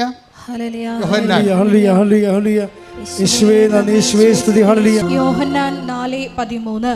യേശു പറഞ്ഞു, ഈ വെള്ളം കുടിക്കുന്ന ഏവനും വീണ്ടും ദാഹിക്കും. അതാ പ്രശ്നം. അതായത് ഇത് ആരോടാണ് ഈശോ പറഞ്ഞതെന്നറിയാമോ? ഒരു സ്ത്രീക്ക് 5 ഭർത്താക്കന്മാരുണ്ടായിരുന്നു. അപ്പോൾ എന്നിട്ട് പറഞ്ഞ് ഇപ്പോഴും 5 ഭർത്താക്കന്മാരുണ്ടെങ്കിൽ ഇപ്പോഴുള്ള ആൾ നിൻ്റെ ഭർത്താവല്ല. എന്നിട്ട് പറയും ഇനിയും നീ ഭർത്താക്കന്മാരെ സൂക്ഷിക്കാൻ ഉദ്ദേശിക്കുന്നുണ്ടെങ്കിൽ നിനക്ക് മരണം വരെ ദാഹം ഉണ്ടാകും. അതാണ് ഈ വെള്ളം കുടിക്കണവൻ ഇനിയും ദാഹിക്കും. ശരീരത്തെ ശമിപ്പിക്കാൻ വേണ്ടിയുള്ള എല്ലാ പരിപാടിയും, ജഡികമായ തൃപ്തിക്ക് വേണ്ടി ഉപയോഗിക്കുന്ന എല്ലാം നമുക്ക് പിന്നെയും പിന്നെ ദാഹം ഉണ്ടാകും. അത് ഭർത്താവിൻ്റെ കാര്യം മാത്രമല്ല, ജഡികമായ എല്ലാം. ഇപ്പം നമ്മൾ ലോകാരൂപിയിലാണ്. ഇപ്പം നിങ്ങൾക്ക് ഒരു ജോലി വേണം എന്ന് പറയുമ്പോൾ നിങ്ങൾ ഉടനെ എന്താണ് ചിന്തിക്കണത്? ജോലി വേണം എന്ന് ദൈവത്തിൻ്റെ സന്നിധിയിലൊരു നിയോഗം വെച്ചിരിക്കണം വിചാരിച്ചോ? അപ്പം നോർമലായിട്ട് ജോലി വേണം, അതിനകത്ത് തെറ്റെന്താ? പക്ഷെ ഫോർ വാട്ട്? അതിന് ഉത്തരം പറയേണ്ടി വരും. ദൈവത്തിൻ്റെ സന്നിധിയിൽ ഒരു സംഭവം വെക്കുമ്പോൾ ഫോർ വാട്ട് എന്ന് ചോദിക്കും, എന്തിനു വേണ്ടിയാണെന്ന് ചോദിക്കും. അപ്പം നിങ്ങൾ ജെന്യുവൻ ആൻസർ പറയണം. എന്താ ജെന്യുവൻ ആൻസർ എന്ന് പറയണത്? എൻ്റെ പ്രായമായ അപ്പനും അമ്മയും എന്നെ വളർത്തി ഇത്രയും കഷ്ടപ്പെട്ട് അവർ മരിക്കണമെങ്കിലും ഒരു അടച്ചുറപ്പുള്ള വീട്ടിൽ താമസിക്കണം. എൻ്റെ പെങ്ങൾക്ക് കല്യാണം വരാൻ പോവുകയാണ്. അപ്പോൾ ഒരു മര്യാദക്കൊരു ഓർഡർ, ഒരു നല്ല ജീവിത പങ്കാളി കിട്ടണമെങ്കിൽ ഒരു വീട് വേണം. ഇതൊക്കെ എല്ലാം ജെന്യുവിനാണ്. ഇതെല്ലാം ജെന്യുവിനാണ്. പക്ഷേ നിങ്ങൾ വീട് വെക്കണതിൻ്റെ ഉദ്ദേശം, നിങ്ങളുടെ രഹസ്യ അജണ്ട എന്താണെന്ന് നിങ്ങൾ നോക്കണം. എന്ന് വെച്ചാൽ മറ്റുള്ളവരെക്കാൾ ക്ഷേമമായൊരു വീടായിരിക്കണം. എൻ്റെ വീടാണെന്ന് പറഞ്ഞ് വേറെ ആൾക്കാരുടെ വീട്ടിൽ പോയി എൻ്റെ ബന്ധുക്കൾ എന്നോട് ഞങ്ങൾ വിചാരിച്ച അതാണ് നിൻ്റെ വീടെന്ന്. നമുക്ക് അത്രയും പാങ്ങും കെട്ടി വെച്ചതൊന്നും ഇല്ലേ, നമ്മൾ പാവപ്പെട്ട ഒട്ടപ്പടി എന്ന് പറഞ്ഞിട്ട് ഒരു ഡയലോഗും ഫിറ്റ് ചെയ്യും. പക്ഷേ ഉള്ളിൽ അപ്പോഴും ഉണ്ടാകും എന്താണ്? അവളൊക്കിട്ടൊരു പണി കൊടുക്കണം, ഞങ്ങളുടെ പൊളിച്ചും പൂക്കും, ഏത് പട്ടിക്കും ഒരു ദിവസം വരട്ടെ. അപ്പോൾ അതാണ് മനസ്സിൽ. അത് രഹസ്യ അജണ്ട എന്ന് പറഞ്ഞാൽ അതാണ്. അത് ലോകാരൂപിയാണ്, പീഡിയ. മറ്റുള്ളവരെ തോപ്പിക്കാൻ വേണ്ടി ആണ് നീ വീട് വെക്കണമെങ്കിലും കാറ് വാങ്ങിക്കണമെങ്കിലും അതിൻ്റെ അകത്ത് ഉള്ളിൽ ദൈവം അവിടെ കക്ഷിയല്ല, മറ്റുള്ളവരെക്കാൾ നീ തന്നെ അവൻ്റെ കക്ഷി വരണത്. അതുകൊണ്ടാണ് ഈശോ ഈ വെള്ളം കുടിച്ചാൽ നിനക്ക് ദാഹം ഉണ്ടാകും. അപ്പോൾ നിങ്ങളുടെ ഉടമ്പടി നിയോഗങ്ങളിൽ ഇതുപോലെയുള്ള കള്ളൻ ഇല്ലെന്ന് ഉറപ്പുവരുത്തണം. മനസ്സിലായോ? ഉടമ്പടി നിയോഗങ്ങളിൽ പലതും കള്ളനുള്ളതാണ്. കാര്യം ലക്ഷ്യം വേറെയാണ്. അപ്പം നിങ്ങൾ ജെന്യുവൻ, അത് എപ്പോഴും പ്രശ്നത്തില്ലേ, ഇപ്പം നിങ്ങൾ 6 നിയോഗങ്ങളിട്ട് അതിൽ ഒരെണ്ണം കള്ളനാണെങ്കിൽ എല്ലാം കള്ളനായിട്ടേ കണക്കാക്കത്തുള്ളൂ. കാര്യം നിങ്ങൾ കള്ളിയായത് കൊണ്ടാണ് അങ്ങനെ ഇട്ടിരിക്കുന്നത്. നിങ്ങൾ എങ്ങനെയെങ്കിലും ചാടി ഇവിടുന്ന് കാനഡയിൽ പോയിട്ട് അവിടെ ആരെങ്കിലും കണ്ണും കൈയും കാണിച്ച് ഇവിടെ ലൈൻ അടിച്ച് നടക്കണ അവനെ അവിടെ വരത്തിച്ചിട്ട് വീട്ടുകാരറിയാതെ പോയി ജീവിക്കണം എന്നുള്ളതാണെങ്കിൽ കള്ളനായ സാധനം അതിൻ്റെ അകത്ത് കള്ളനാണ്. അപ്പോൾ നിങ്ങളുടെ നിയോഗത്തിൽ ബാക്കി നിങ്ങൾ പറയണ എല്ലാം ജെന്യുവിനാണെങ്കിലും ഈ ഒരു കള്ളത്തരം കിടക്കണ കാരണം ഈ വിഷം എല്ലായിടത്തും കയറി പിടിക്കും. കാര്യം എന്താണ്? നിന്നെ വളർത്തി വലുതാക്കിയ നിൻ്റെ മാതാപിതാക്കന്മാരെയും നിൻ്റെ കുടുംബത്തെ എല്ലാം മറന്നിട്ട് നിൻ്റെ സുഖങ്ങളെ മാത്രം അന്വേഷിച്ചിട്ട് നിൻ്റെ പുകാലസ്ഥതയ്ക്ക് വേണ്ടി നീ ദൈവത്തിനെ കരുവാക്കാൻ വേണ്ടി വന്ന് ഉടമ്പടി എടുത്തിരിക്കുന്നത്. ഈ കള്ളത്തരം ദൈവത്തിന് അറിയാം. അതുകൊണ്ടാണ് ഈശോ ചോദിക്കുന്നത്, വാട്ട് സ്പിരിറ്റ് ലീഡ്സ് യു? എന്തരൂപിയാണ് നിങ്ങളെ നയിക്കണത്? ഇപ്പോൾ എന്തരൂപിയാണെന്ന് വെച്ചാൽ ലോകാരൂപിയാണെങ്കിൽ പിന്നെയും കള്ളത്തരം കാണിച്ചുകൊണ്ടേ ഇരിക്കണം. അപ്പോൾ പിന്നെ ദൈവത്തിന് നിന്നെക്കൊണ്ട് ഈ ജന്മത്ത് പ്രയോജനം ഉണ്ടാകത്തില്ല. കാര്യം എന്താണ്? നീ ബേസിക് കള്ളനാണ്. അപ്പോൾ കൂടുതൽ കർത്താവ് അങ്ങനെ നിന്നെ ശാസിക്കത്തൊന്നുമില്ല. നീ കള്ളത്തരം കാണിച്ച ഫ്രോഡ് പരിപാടി ദൈവത്തിന് കാണിച്ചാൽ ദൈവം നിന്നെ ഇറങ്ങി വന്ന് ശാസിക്കത്തൊന്നുമില്ല. ജൂദാസിനെപ്പോലും ദൈവം ശാസിച്ചില്ല. മാക്സിമം പറഞ്ഞ ഇതാണ്, ആ മനുഷ്യൻ ജനിക്കാതിരുന്നെങ്കിൽ കൊള്ളാമായിരുന്നു. ഇപ്പോൾ ഉടമ്പടി ഇട്ടിരിക്കുന്ന പല കള്ളികളെയും കുറിച്ച് പറയണ ഇതാണ്, എവളെ ജനിക്കാതിരുന്നെങ്കിൽ കൊള്ളാമായിരുന്നെന്ന്. അതാണ് പ്രശ്നം എന്നത്. നിങ്ങൾ ഉടമ്പെടുക്കുമ്പോൾ ശരിക്കും പ്രാർത്ഥിക്കണം. ഇതെല്ലാം ജെന്യുവൻ സ്പിരിറ്റിലാണ് വർക്ക് ചെയ്യണത്. ഇതിനകത്ത് കള്ളത്തരങ്ങൾ വല്ലതും ഉണ്ടാ? മറ്റുള്ളവർ പണി കൊടുക്കാൻ വേണ്ടിയാണോ? അതോ എനിക്ക് ആൾ കളിക്കാൻ വേണ്ടിയാണോ ഞാൻ ഇതെല്ലാം ഈ ഭൗതിക നേട്ടങ്ങൾ നേടുന്നത്? അതുകൊണ്ടാണ് ബൈബിൾ പറയണത് നിങ്ങൾക്ക് സ്നേഹമായിരിക്കണം നിങ്ങളുടെ ലക്ഷ്യം. ലക്ഷ്യത്തിൻ്റെ അകത്ത് സ്നേഹം മാത്രമേ പാടുള്ളൂ. അത് ടേക്ക് ദ ബെഡ് 1 കൊരിന്തോസ് 14:1 സ്നേഹമായിരിക്കട്ടെ നിങ്ങളുടെ ലക്ഷ്യം. അത് തന്നെ അതിനകത്ത് വരുന്നത് ക്രിസ്തീയമായ സ്നേഹമാണ് കേട്ടോ, അല്ല വല്ല സ്നേഹമല്ല. അതായത് മറ്റുള്ളവർക്ക് വേണ്ടി അവരുടെ നന്മ, അവരുടെ വളർച്ച, അവരുടെ കേടുകൂടാതെ സംരക്ഷിക്കുന്ന അതും ദൈവത്തിന് വേണ്ടി ചെയ്യാൻ പറ്റിയ സ്നേഹമായിരിക്കണം നിങ്ങളുടെ ലക്ഷ്യം. ദൈവത്തിന് വേണ്ടി മനുഷ്യനെ ഏത് സാഹചര്യത്തിലും സന്ധിക്കാൻ പറ്റിയ ഒരു സ്നേഹമായിരിക്കണം നിങ്ങളുടെ. അപ്പോൾ നിങ്ങൾ കർത്താവിനോട് പറഞ്ഞു, എനിക്ക് PSC ടെസ്റ്റാണ്, 42 വയസ്സുണ്ട്, എനിക്കിപ്പോൾ 41 അടുത്ത മാർച്ചിൽ ഞാൻ നിയമിതയായില്ലെങ്കിൽ റാങ്ക് ലിസ്റ്റ് ക്യാൻസലാകും, ഞാൻ പുറത്താകും എന്നൊക്കെ പറയും. അപ്പോൾ ഞാൻ പുറത്താകും, എൻ്റെ റാങ്ക് ലിസ്റ്റ് ക്യാൻസലാകും എന്നൊക്കെ പറയണമെങ്കിൽ ഇത് ആർക്കും കഴിയും? അതിന് കെട്ടിയെടുത്ത് ഒരു ഉടമ്പടി ക്രിസ്ത്യാനി ആകേണ്ട ഒരു കാര്യമില്ല. പക്ഷേ നിങ്ങൾ പറയേണ്ട ഇതാണ്, എനിക്ക് ഇത് നീ തന്നാലേ എൻ്റെ ജീവിതത്തിൽ പറ്റുന്ന സഹായമെല്ലാം ഞാൻ എല്ലാവർക്കും ചെയ്യും. അത് നീ പറയണം ദൈവത്തോട്. എവിടെയാണ് എൻ്റെ സഹായം ആവശ്യമായി വരണത് അതെല്ലാം ഞാൻ ചെയ്യും. കാര്യം ക്രിസ്ത്യാനിറ്റിയിലുള്ളൊരു പ്രശ്നം, അത് ആളെ ഇങ്ങോട്ട് എടുക്കണമെങ്കിൽ കഴുകിയേ എടുക്കത്തുള്ളൂ, കഴുകാത്ത ഒരു സാധനത്തിനും എടുക്കത്തില്ല. അതാണ് ആളെ എടുക്കണമെങ്കിൽ ആളെ ആ ക്രിസ്ത്യ വിശ്വാസത്തിലേക്ക് ക്രിസ്തുവിനെ. ഇപ്പം നീ ഞാൻ മതം മാറാറൊന്നും ഞാൻ പറയത്തില്ല, അതെൻ്റെ സബ്ജക്റ്റും അല്ല. പക്ഷേ നീ ക്രിസ്തുവിൽ നിനക്ക് ഓഹരി വേണമെന്നുണ്ടെങ്കിൽ നിന്നെ ദൈവം കഴുകിയേ എടുക്കത്തുള്ളൂ. അതിനാണ് ജ്ഞാനസ്ഥാനം എന്ന് പറയണത്. വെച്ച് കഴിഞ്ഞാൽ നീ വിശുദ്ധീകരിക്കണം, നിലപാടിൽ വിശുദ്ധീകരിക്കണം, നയത്തിൽ വിശുദ്ധീകരിക്കണം, നടപടിക്രമങ്ങൾ വിശുദ്ധീകരിക്കണം, നിൻ്റെ നിലനിൽപ്പിൽ വിശുദ്ധീകരിക്കണം. എല്ലാ മേഖലകളിലും ക്രിസ്തുവായിരിക്കണം, ക്രിസ്തുവിൻ്റെ സ്നേഹമായിരിക്കണം നമ്മുടെ ലക്ഷ്യം. കൈയടിക്കട്ടെ, ശ്രദ്ധിക്കട്ടെ. ഞങ്ങളുടെ വാക്കുകളും ചിന്തകളും പ്രവൃത്തികളും എല്ലാം നിന്നെ ലക്ഷ്യം വെച്ചാകുവാൻ ഈ ആരാധനയിലൂടെ ഞങ്ങളെ അഭിഷേകം ചെയ്യണമേ. അപ്പോൾ ഉടമ്പടി ജീവിതത്തിൽ ഇനിയും എനിക്ക് വളരണമെന്ന് ജോസ്മി പറയുമ്പോൾ, ഉടമ്പടി ജീവിതം ഒരു വളർച്ചയുടെ ജീവിതമാണ്. വളർച്ചയുടെ ജീവിതം വെച്ച് കഴിഞ്ഞാൽ തീരാത്ത വളർച്ചയാണ്. ഇതിൻ്റെ ഒന്നാം ഘട്ടം ഇപ്പം തന്നെ ഇന്നലെ ഒരു രതി എന്നും പറഞ്ഞൊരു മോഡ് സാക്ഷ്യം പറഞ്ഞു. അവൾ എത്രാമത്തെ സാക്ഷ്യമാണ് ഈ പറയണമെന്നറിയാവോ? 7ാമത്തെ സാക്ഷ്യമാണ് ഈ പറയണത്. ആമയും മുയലും തമ്മിലുള്ള ഓട്ടം പോലെയാണ്. മുയൽ ഉറങ്ങുന്നുണ്ട്, ആമ ലീഡ് ചെയ്യുന്നുണ്ട്. ഇതാണ് സംഭവം. വിശ്വാസത്തിൽ ഇവിടെ ആമയല്ലായിരുന്നോ? വിശ്വാസം നേരത്തെ സ്വീകരിച്ച പാരമ്പര്യ ക്രിസ്ത്യാനിയല്ലേ മുയൽ അവിടെ. പക്ഷേ മുയൽ ഉറങ്ങിപ്പോകുന്ന ആമ ലീഡ് ചെയ്യുന്ന കാഴ്ച കാണുന്നത്. എന്താ കാര്യം? രതിയുടെ ഉടമ്പടി 10ാമത്തെ ഉടമ്പടിയാണ്. 10ാമത്തെ ഉടമ്പടിക്ക് 7ാമത്തെ സാക്ഷ്യം പറയണമെന്ന് പറയുമ്പോൾ എന്താ സംഭവം? അപ്പോൾ ഉടമ്പടി ഒരു വലിയ സാധ്യതകളുടെ ദൈവാനുഭവങ്ങളുടെ ഒരു കലവറയാണത്. അപ്പോൾ നിങ്ങൾ ഉടമ്പടി എടുക്കുമ്പോൾ തന്നെ എങ്ങനെയെങ്കിലും 90 തികച്ചാൽ മതി എന്നാണ് പറയണത്, അല്ലേ? എങ്ങനെയെങ്കിലും 90 തികച്ചാൽ മതി. 90 ദിവസം എങ്ങനെയെങ്കിലും പിടിച്ച് നിൽക്കും 90 ദിവസം. അപ്പോൾ ദൈവത്തിന് അറിയാൻ പാടില്ല ഇത് 90 തികക്കാൻ വേണ്ടിയുള്ള 90 തികച്ചിട്ട് കാര്യം കാണാൻ വേണ്ടിയുള്ള അഭ്യാസമാണെന്ന്. അത് പാലും വെള്ളം ഒഴിക്കാത്ത തുളസിത്തറ പോലെ കരിഞ്ഞു പോകും സാധനം. നമ്മളെല്ലാ ദിവസവും തുളസിത്തറയെ സന്ധ്യ കൊണ്ടുവന്ന് നിങ്ങൾ കുളിയും ദേവാലയം കഴിഞ്ഞുകൊണ്ട് അതിൻ്റെ മുഖത്ത് പാലോ അല്ലെങ്കിൽ വെള്ളമോ തളിക്കത്തില്ലേ? തളിക്കുമ്പോൾ തളിക്കാതെ ചില വീട് വിട്ടു പോയ ആൾക്കാരുണ്ട്. ഫ്ലാറ്റ് എടുത്ത് അവിടെ പോയി എറണാകുളത്ത് പോയി താമസിക്കുന്നവർ. അവർ പൊറുതിയും കഴിഞ്ഞ് വരുമ്പോൾ തുളസിത്തറ കാണാനില്ല, അത് ഒരു കരിഞ്ഞ് നിൽക്കണേ കാണാം. ആൾപ്പാർപ്പില്ലാത്ത തുളസിത്തറ കരിഞ്ഞു പോകും. അതുപോലെയുള്ള അനുഭവമാണ് ആത്മീയ ജീവിതത്തിലുണ്ടാകണത് പലപ്പോഴും. എന്ന് വെച്ചാൽ നമ്മൾ ഈ 90 ദിവസത്തേക്ക് വേണ്ടിയുള്ള ടൈം ബൗണ്ടായിട്ടുള്ള സംഭവം ഇടുമ്പോൾ തന്നെ ദൈവത്തിനറിയാം ഇത് 90 ദിവസത്തേക്കുള്ള ജോലി കിട്ടാനുള്ള ഒരു തൽക്കാലത്തുള്ള ഒരു ഏർപ്പാടാണെന്നറിയാം. അതുകൊണ്ട് ഇത് വർക്കൗട്ട് ചെയ്യാനുള്ള സാധ്യത കുറവാണ്. കാര്യം 90 ദിവസം കഴിഞ്ഞാൽ പിന്നെ മഷീട്ടൊന്നും ഉടക്കിയാൽ പോലും ദൈവത്തിന് മുമ്പ് നിന്നെ കാണത്തില്ലെന്ന് ദൈവത്തിന് അറിയാം. ഇത് നിസ്സാരമല്ല, ഞാൻ പറയാം, നിങ്ങൾ ശ്രദ്ധിക്കണം. കാര്യം ഒന്നാമത് സ്കാനിങ് യന്ത്രമൊക്കെ ഇന്നാളല്ലേ കണ്ടുപിടിച്ചത്. ദൈവം എത്രയോ മുമ്പേ കണ്ടുപിടിച്ചതാണ്. നാഥാനിയേൽ ചോദിച്ചു, റബ്ബി നീ എന്നെ എങ്ങനെ അറിഞ്ഞു എന്ന് ചോദിച്ചപ്പോൾ പറഞ്ഞു, നീ അത്തിവൃക്ഷത്തിൻ്റെ ചുവട്ടിലായിരുന്നപ്പോൾ ഞാൻ നിന്നെ കണ്ടു. അപ്പം നമ്മളെ കണ്ടില്ലെങ്കിലും ദൈവം നമ്മളെ കാണുന്നുണ്ട്. അപ്പം നീ ഇവിടെ കൊണ്ടുവന്ന് കെട്ടിത്താത്തുമ്പോൾ തന്നെ ഓർക്കുക, നിൻ്റെ സ്കാനിങ് റിപ്പോർട്ട് പുറത്തായി. എന്താണ്? തൽക്കാലത്തേക്കുള്ള അഡ്ജസ്റ്റ്മെൻറ്റാണ്. അത് കഴിഞ്ഞാൽ നിന്നെ ദൈവത്തെ ഇത് ഞൊട്ടിച്ചുണ്ട് 4 കാലമായി വീണ് ഓടുമെന്നറിയാം. അപ്പോൾ ആദ്യമേ അതിന് ജാമ്യം എടുക്കണം.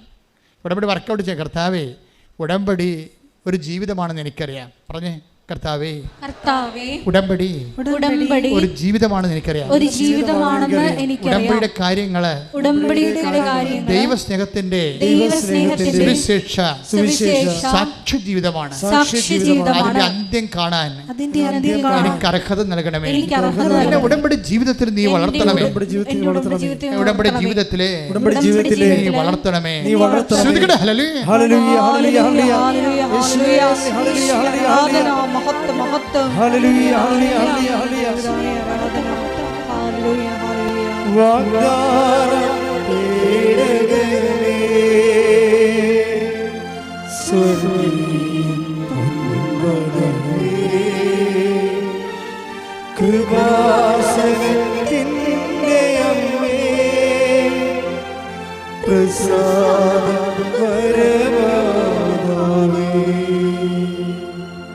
അപ്പോൾ ഇവർക്കിപ്പോൾ ബോധ്യങ്ങൾ കിട്ടിയിരിക്കുകയാണ്. അതായത് ഉടമ്പടിയിൽ ഇങ്ങനെ ഓരോരോ വിഷയങ്ങൾ എഴുതി ഇട്ടതിലല്ല രതി വളർന്നത് ഏത് സാഹചര്യത്തെയും വിശ്വാസം കൊണ്ട് ഫേസ് ചെയ്യാൻ പറ്റുന്ന രീതിയിൽ രതി വളരും. ഇന്നലെ തന്നെ 6 സാക്ഷ്യങ്ങളെ പറ്റി പറഞ്ഞിട്ടുണ്ട്. അവളുടെ സാക്ഷ്യമൊന്ന്, അവളുടെ കുഞ്ഞിൻ്റെ സാക്ഷ്യമുണ്ട്.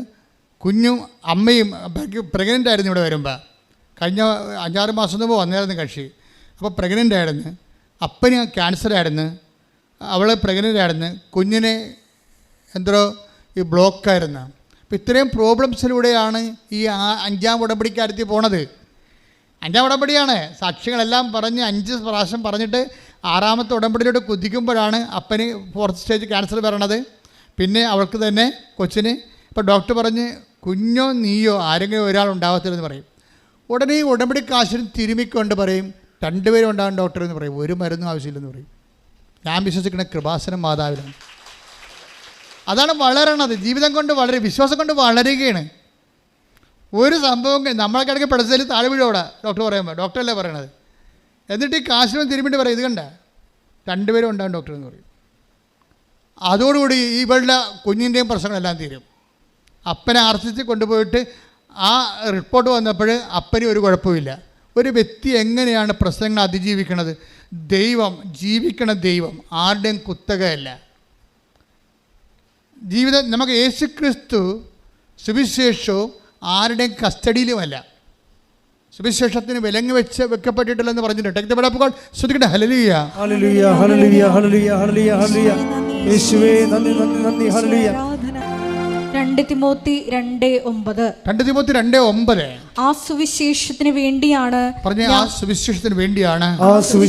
വേണ്ടിയാണ് ഞാൻ കഷ്ടത സഹിച്ചുകൊണ്ട് ഒരു കുറ്റവാളിയെ പോലെ വിലങ്ങുകൾക്ക് വരെ അധീനനാകുന്നത്. എന്നാൽ ദൈവവചനത്തിന് വിലങ്ങ് വയ്ക്കപ്പെട്ടിട്ടില്ല. ദൈവവചനം ആരുടെയും കസ്റ്റഡിയിലല്ല. ശരിക്കും പറഞ്ഞ അതിൻ്റെ വ്യാഖ്യാനം സ്വാഭാവികമായിട്ടും സഭയുടെ കസ്റ്റഡിയിലാണ്. പക്ഷേ ദൈവവചനത്തിൻ്റെ പ്രവർത്തനങ്ങൾ അത് ആരിലും പ്രവർത്തിക്കും. ആരാണ് ദൈവവചനത്തെ വിശ്വസിക്കുന്നത് അവർക്ക് കർത്താവ് സമീപിപ്പിനാണ്. അതുകൊണ്ടാണ് വിശ്വാസത്തിൽ നമ്മളെ വളർത്താൻ ഉടമ്പടിയിൽ എല്ലാ ദിവസവും വചനം വായിക്കാൻ പറയും. എന്താ കാര്യം? നീ മനസ്സിലാകുന്നില്ല എന്ന് പറഞ്ഞാൽ അത് തന്നെയാണ് നിൻ്റെ വചനം വായിക്കാനുള്ള ആദ്യത്തെ പ്രാർത്ഥന. ഞങ്ങൾ വചനമൊക്കെ വായിക്കുമ്പോൾ കർത്താവിൻ്റെ വചനം പ്രഘോഷിക്കാൻ ഞങ്ങളുടെ ഹൃദയത്തെയും ആദരത്തെയും സംശുദ്ധമാക്കണമെന്നാണ് പ്രാർത്ഥിക്കുന്നത്. ശരിക്കും പറഞ്ഞാൽ വചനം പങ്കുവെക്കുമ്പോൾ ആദ്യം പ്രാർത്ഥിക്കേണ്ടത് കർത്താവ് ഇത് മനസ്സിലാകണില്ലെന്നാണ് പറയുന്നത്. ഫിലിപ്പോസിൻ്റെ രഥത്തിനോട് ചേർന്ന് നടക്കാൻ പറയുമ്പോൾ സിറിയക്കാരൻ ഷണ്ടം പറയണത് ആരെങ്കിലും വ്യാഖ്യാനിച്ചു തരാതെ എങ്ങനെ മനസ്സിലാകും? അപ്പം ദൈവത്തിൻ്റെ വചനം നീ തുറക്കുമ്പോൾ ഇത്രയും പറഞ്ഞാൽ മതി, കർത്താവേ മനസ്സിലാക്കി തരണമേ എന്ന്. അപ്പോൾ നിന്നോട് നിൻ്റെ ഭാഷയെ ദൈവം നിൻ്റെ അനുഭവത്തിലൂടെ സംസാരിക്കും. ശ്രദ്ധിക്കട്ടെ. ഹല്ലേലൂയ ഹല്ലേലൂയ ഹല്ലേലൂയ ഹല്ലേലൂയ ഹല്ലേലൂയ ഹല്ലേലൂയ യേശുവേ ഹല്ലേലൂയ ഹല്ലേലൂയ ഹല്ലേലൂയ ഹല്ലേലൂയ.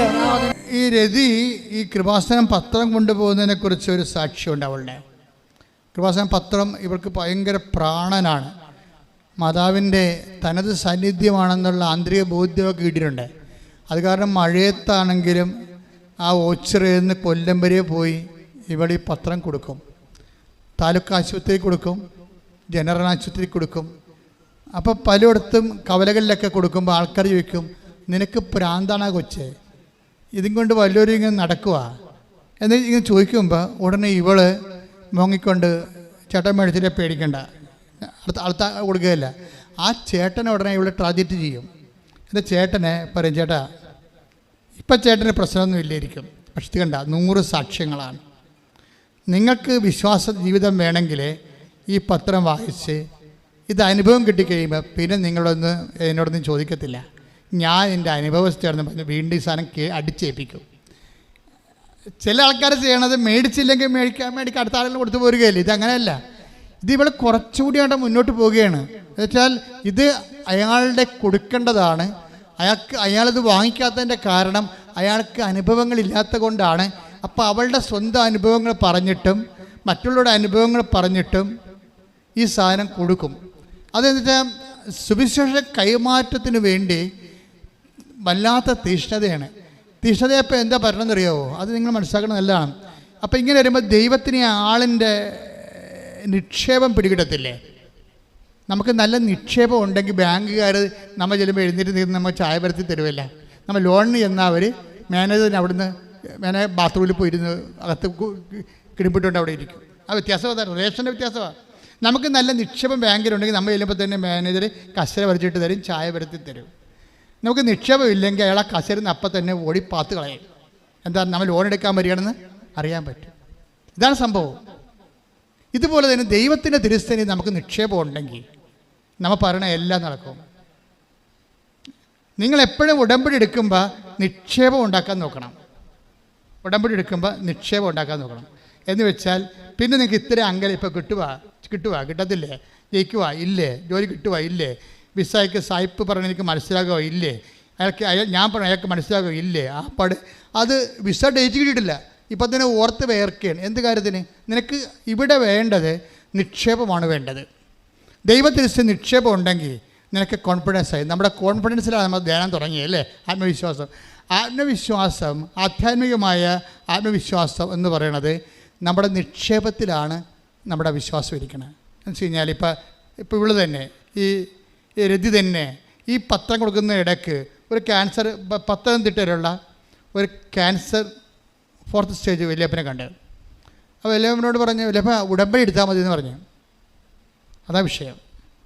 രതിയായി പറഞ്ഞ ഉടമ്പടി എടുത്താൽ മതി, ഇതെല്ലാം മാറും, ഇതൊന്നും കാര്യമില്ലെന്ന് പറയും. അപ്പോൾ ഉടനെ വല്യപ്പൻ്റെ വൈഫ് അവിടെ ഇപ്പോൾ ഉണ്ട്. വല്യപ്പനെ കേൾപ്പിക്കാതെ രതിയോട് പറയുവേ, 30 സമയമൊക്കെ കഴിഞ്ഞിരിക്കണമെന്ന് പറയും. അതെന്താ സംഭവം? അതെന്താ വെച്ച് കഴിഞ്ഞാൽ 30 സമയം കഴിഞ്ഞിരിക്കണമെന്ന് അവർ പറഞ്ഞെന്ന്. ആര്? ആശുപത്രിക്കാർ പറഞ്ഞെന്ന്. വല്യമ്മ ആ ദൈവവചനമായിട്ട് അത് വിശ്വസിച്ച് നടക്കണം. അപ്പോൾ പറഞ്ഞു സമയമൊന്നും കഴിഞ്ഞിട്ടില്ല. ഈ സമയത്തെ അറസ്റ്റ് ചെയ്യുകയാണ് വിശ്വാസം കൊണ്ട് ചെയ്യണത്. അപ്പോഴേ പോകാൻ കൊച്ചേ എന്ന് പറഞ്ഞുകൊണ്ട് ഇവളെ ഒഴിവാക്കണമല്ല, ഇവൾ മാറുന്നില്ലല്ല. ഇവളെ ഒഴിവാക്കാൻ വേണ്ടി വല്യമ്മ ഉടായ്പ പറഞ്ഞു, പോകാൻ കൊച്ചേ പോരാവേ, ഞങ്ങൾ പത്തനംതിട്ടയിൽ ആലപ്പുഴ വരണപ്പേ, എന്നാലും വരാം എന്നൊക്കെ പറഞ്ഞ് എന്ന് പോയി. പിറ്റേ ആഴ്ച പിന്നെ ഇവിടെ കണ്ണി വന്ന് പെട്ടു വല്യമ്മനും കൂടി. അപ്പോൾ നിങ്ങൾ പോയില്ലേ? ഞാൻ പോയില്ല കൊച്ചാൽ പോകണം എന്നൊക്കെ പറഞ്ഞു. അവസാനം 3ാമത്തെ ഘട്ടത്തിൽ വല്യപ്പനെ അടിച്ചിട്ട് അവൾ പൊക്കി 5 എണ്ണത്തിന് ഇവിടെ കൊണ്ടുവന്നു. അപ്പോഴേ കൊണ്ടുവന്ന് ഉടമ്പടി എടുപ്പിച്ചു. ഉടമ്പടി എടുത്തിട്ട് ഇതെങ്ങനെയാണ് എക്സിക്യൂട്ട് ചെയ്യണത്, ഇതെല്ലാം വിധങ്ങളെല്ലാം പറഞ്ഞു കൊടുക്കും. ഈ നിക്ഷേപം തന്നെ വഴി പറയുകയാണേ. എന്നിട്ട് മാറി നിന്ന് പറയും, മാതാവേ ഈ വല്യപ്പൻ്റെ ജീവിതം രക്ഷപ്പെടുത്തണം. കാര്യം എനിക്ക് ഈശോയുടെ നാമത്തെ മറ്റുള്ള മുമ്പിൽ മഹത്വപ്പെടുത്തണം. അതാണ് ആ ദൈവത്തോടെ കമ്മ്യൂണിക്കേഷനൊക്കെ ഭയങ്കര രസമാണ്. ഉടമ്പടി ജീവിതത്തിൻ്റെ ഓരോ അറ്റവും അതിലേക്ക് നമ്മൾ അടുത്ത ഭാഗങ്ങളിലേക്ക് നമ്മൾ പോവുകയാണ്. ഇതിവിടെയും കൊണ്ട് അവസാനിക്കാൻ തോന്നില്ലേ ഉടമ്പടി? എന്നിട്ട് ഈ വല്യപ്പന് അവസാനം ഇവിടെ കൊണ്ടുവന്ന് ഉടമ്പടി എടുപ്പിച്ചിട്ട് എങ്ങനെയാണ് ഉടമ്പടി തൈലം ഉപയോഗിക്കേണ്ടതെന്നൊക്കെ പറഞ്ഞ് മനസ്സിലാക്കി, എങ്ങനെ തിരികെ എത്തിക്കേണ്ടത്, എങ്ങനെയാണ് ശുശ്രൂഷ ചെയ്യേണ്ടതെന്നൊക്കെ പറഞ്ഞ് മനസ്സിലാക്കിയിട്ട് ഇവരെ ബോധ്യപ്പെടുത്തിയിട്ട് പിന്നെ ഈ റിസ്ക് ആരാ ഏറ്റെടുത്ത്? രതിയുടെ ജാമ്യത്തിലാണ് ഈ 4th ക്യാൻസർ ഇരിക്കണത്. എന്നിട്ട് രതിയാണ്, ഞാനിങ്ങനെയൊക്കെ അവരോട് പറഞ്ഞിട്ടുണ്ട്, എൻ്റെ ഉദ്ദേശം അമ്മയെ പല മനുഷ്യരെ അറിയണം ഇതിലൂടെ, അതാണ് സത്യം. അപ്പോൾ എൻ്റെ ഉദ്ദേശം, അപ്പോൾ ആ ഉദ്ദേശശുദ്ധി കറക്റ്റാണ്, നിക്ഷേപം കൂടുന്ന പരിപാടിയാണത്. അപ്പോൾ അമ്മ ഈ വിഷയം ഈ ഫയലെടുത്ത് ഒപ്പിട്ട് കളയും ഉടനെ. എന്തെല്ലാം പറഞ്ഞാലും, സമയം പോയെന്ന് പറഞ്ഞാലും സമയം കഴിഞ്ഞെന്ന് പറഞ്ഞാലും മറിയം അങ്ങോട്ട് ഒപ്പിട്ട് കഴിഞ്ഞാൽ, അങ്ങനെ പച്ചമഷി അങ്ങോട്ട് വീണ് കഴിഞ്ഞാൽ പിന്നെ അവിടെ പിന്നെ വേറെ ഓവർ റൈറ്റിംഗ് ഒന്നും വരത്തില്ല. കർത്താവിന് അതിൻ്റെ പുറത്ത് കയറി ഒപ്പിടുകയില്ല, റിമാർക്ക് എഴുതത്തില്ല. അത് മറിയം. എന്താ കാര്യത്തിൽ അവർ അനാദികാലം മുതൽ തിരഞ്ഞെടുക്കപ്പെട്ട ഒരാളാണ്. അവർക്ക് വചനത്തിൻ്റെ എല്ലാ ഭാഗങ്ങളെയും പെട്ടെന്ന് ഓപ്പൺ ചെയ്ത് കിട്ടും. അതിനുള്ള പ്രത്യേക അഭിഷേകം അവർക്കുണ്ട്. ഒരു വചനത്തിൻ്റെ മാതാവാണ് ശരിക്കും. അപ്പം അതുകൊണ്ട് തന്നെ ഈ വലിയപ്പൻ ആശുപത്രി RCC പോയിട്ട് പിറ്റേ ആഴ്ച ടെസ്റ്റ് ചെയ്തപ്പോൾ ഒരു ക്യാൻസറും ഇല്ല ആളിന്. ആരാണ് ഇവർക്ക് സൗഖ്യം കൊടുത്തത്? രതി എന്ന് പറയുന്ന ആളാണ്. ഇത് ഈ വല്യപ്പൻ ആരാണ്? ഒരു പച്ച ക്രിസ്ത്യാനി പോരെ. അതാ സംഭവം.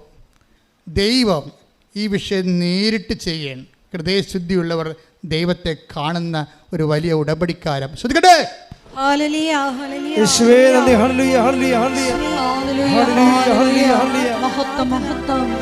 സ്മൃതിയുടെ എടുക്കാം, സ്മൃതിയുടെ കേസ് സാക്ഷി എടുക്കാം. സ്മൃതിയുടെ വിഷയം എന്താ? നിങ്ങൾ അവർ നല്ല വെൽ എഡ്യൂക്കേറ്റഡ് നേഴ്സാണെന്ന് തോന്നുന്നു. അവരുടെ വൊക്കാബുലറി എല്ലാം മെഡിക്കൽ ടേംസ് അവർ പറയണത് പല മുക്കാരും. അപ്പോൾ എനിക്ക് മനസ്സിലായി അവരൊരു 5-10 കൊല്ലം വിദേശ രാജ്യത്ത് ജോലി ചെയ്തിട്ട് ഇപ്പം നാട്ടിൽ കുഞ്ഞുങ്ങളെ വളർത്താൻ വേണ്ടി നാട്ടിൽ വന്നിരിക്കുകയാണ്. അപ്പോൾ 3ാമത്തെ കുഞ്ഞ് ജനിച്ചപ്പോൾ കുഞ്ഞിൻ്റെ പ്രശ്നമായി. സ്മൃതിയുടെ കുഞ്ഞിൻ്റെ പ്രശ്നം എന്ന് വെച്ച് കഴിഞ്ഞാൽ കുഞ്ഞ് ജനിച്ച് കഴിഞ്ഞിട്ട് കുഞ്ഞ് പാല് കുടിക്കണില്ല. അപ്പോൾ നമുക്കറിയാമല്ലോ, കുഞ്ഞുങ്ങളാണെങ്കിൽ പാല് ഇൻസ്റ്റിങ്ക്റ്റ് ഉള്ള കാരണം ജനിച്ച നമ്മൾ അമ്മമാരുടെ അമ്മിഞ്ഞപ്പാല് അവരെടുത്ത് കുടിക്കുവാനുള്ള കുഞ്ഞുങ്ങളാണ് ശരിക്കും. അവരുടെ നമ്മൾ ഉറങ്ങിക്കിടന്നാലും അവർ കുടിക്കും. അതാണ് അവർക്ക് ദൈവം കൊടുത്തിരിക്കുന്ന ഇൻസ്റ്റിങ്ക്റ്റ്, അതാണ്. പക്ഷേ കുഞ്ഞിന് വായിക്കൊണ്ട് വെച്ച് കൊടുത്തിട്ടും കുഞ്ഞ് പാല് കുടിക്കണില്ല.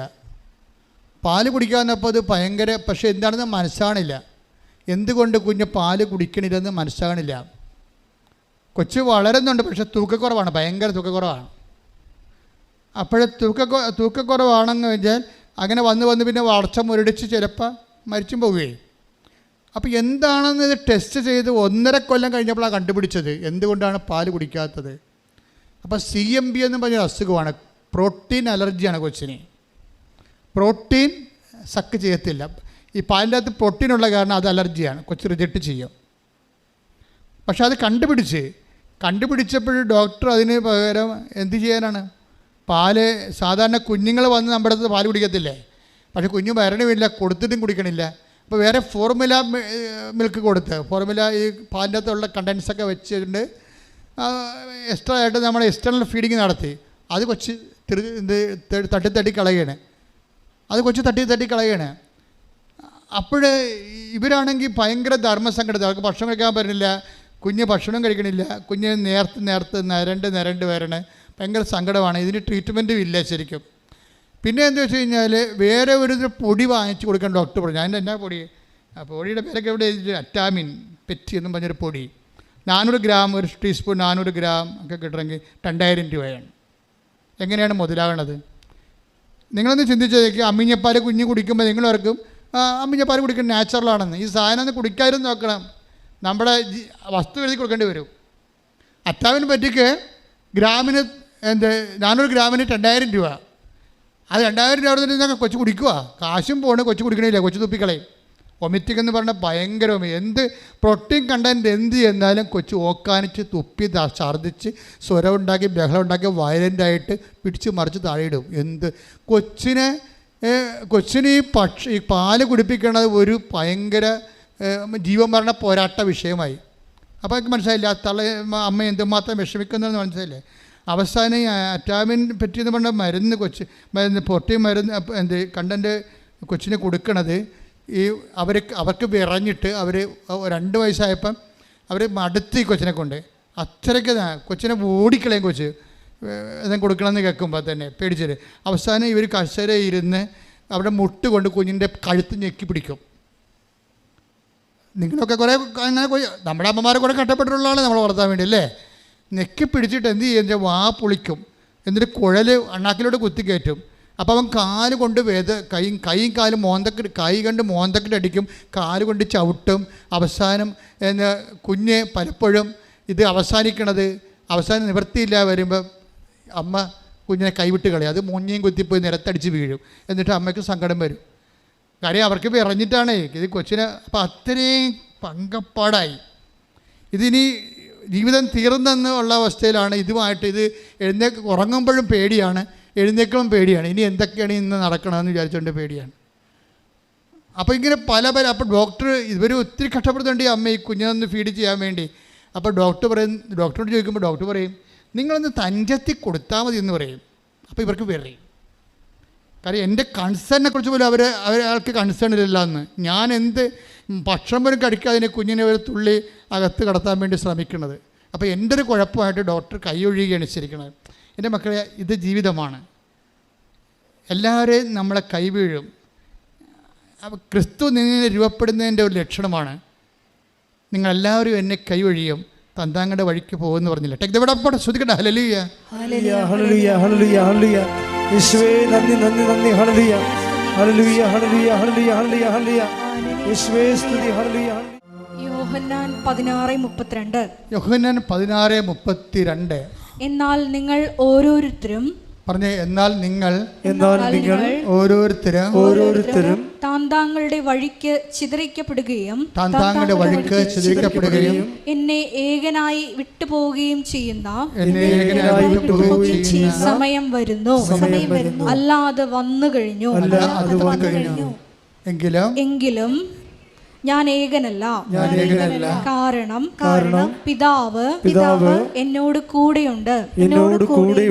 ഇപ്പം ക്രിസ്തു എന്നുള്ള ഒരു അനുഭവ പാക്കേജിലുള്ളതാണ് നമുക്ക് കൂടെയുള്ളവരെ കൈവിട്ട് കളയണത്. നിങ്ങൾ ഓർത്തേക്കണം. പക്ഷേ ക്രിസ്തു നിങ്ങൾ രൂപപ്പെട്ട് വരുമ്പോൾ നമുക്കറിയാൻ പറ്റും, അതിൻ്റെ മണം വരും. എന്താണ്? കൂടെയുള്ളവർ നമ്മുടെ സെക്യൂരിറ്റി ആയിട്ട് നമ്മൾ കണ്ടുവച്ചിരിക്കുന്ന ആൾക്കാർ പതുക്കെ നമ്മളെ കൈയൊഴിയും. അപ്പം നിങ്ങൾ സന്തോഷിക്കണം. എന്താ കാര്യം? അപ്പോൾ നിങ്ങൾ ആഹ്ലാദിച്ചുല്ലസിക്കുവിൻ, പ്രതിഫലം വലുതായിരിക്കും വരാൻ പോണത്. എന്നുവെച്ചാൽ അത് പ്രതിഫലം എന്താ? നമ്മുടെ പ്രതിഫലം ക്രിസ്തുവാണ്. പ്രതിഫലം ഒരു വിശ്വാസിയുടെ പ്രതിഫലം ക്രിസ്തുവാണ്. വലിയ പ്രതിഫലം എന്നാണ് ബൈബിൾ പറയണത്. നിങ്ങളുടെ പ്രതിഫലം വലുതായിരിക്കുമെന്ന്. അപ്പോൾ ദൈവരാജ്യത്തിലെ ഒരു വ്യക്തി കിട്ടാവുന്ന ഏറ്റവും വലിയ പ്രതിഫലം ക്രിസ്തുവാണ്. അപ്പോൾ ഈ പ്രതിഫലം നമുക്ക് കിട്ടാൻ പോകുമ്പോഴാണ് മറ്റുള്ളവരെ തദ്ദാങ്ങൾ അവർക്ക് നിശ്ചയിച്ചപ്പെട്ട വഴിയിലേക്ക് അവർ പോകും.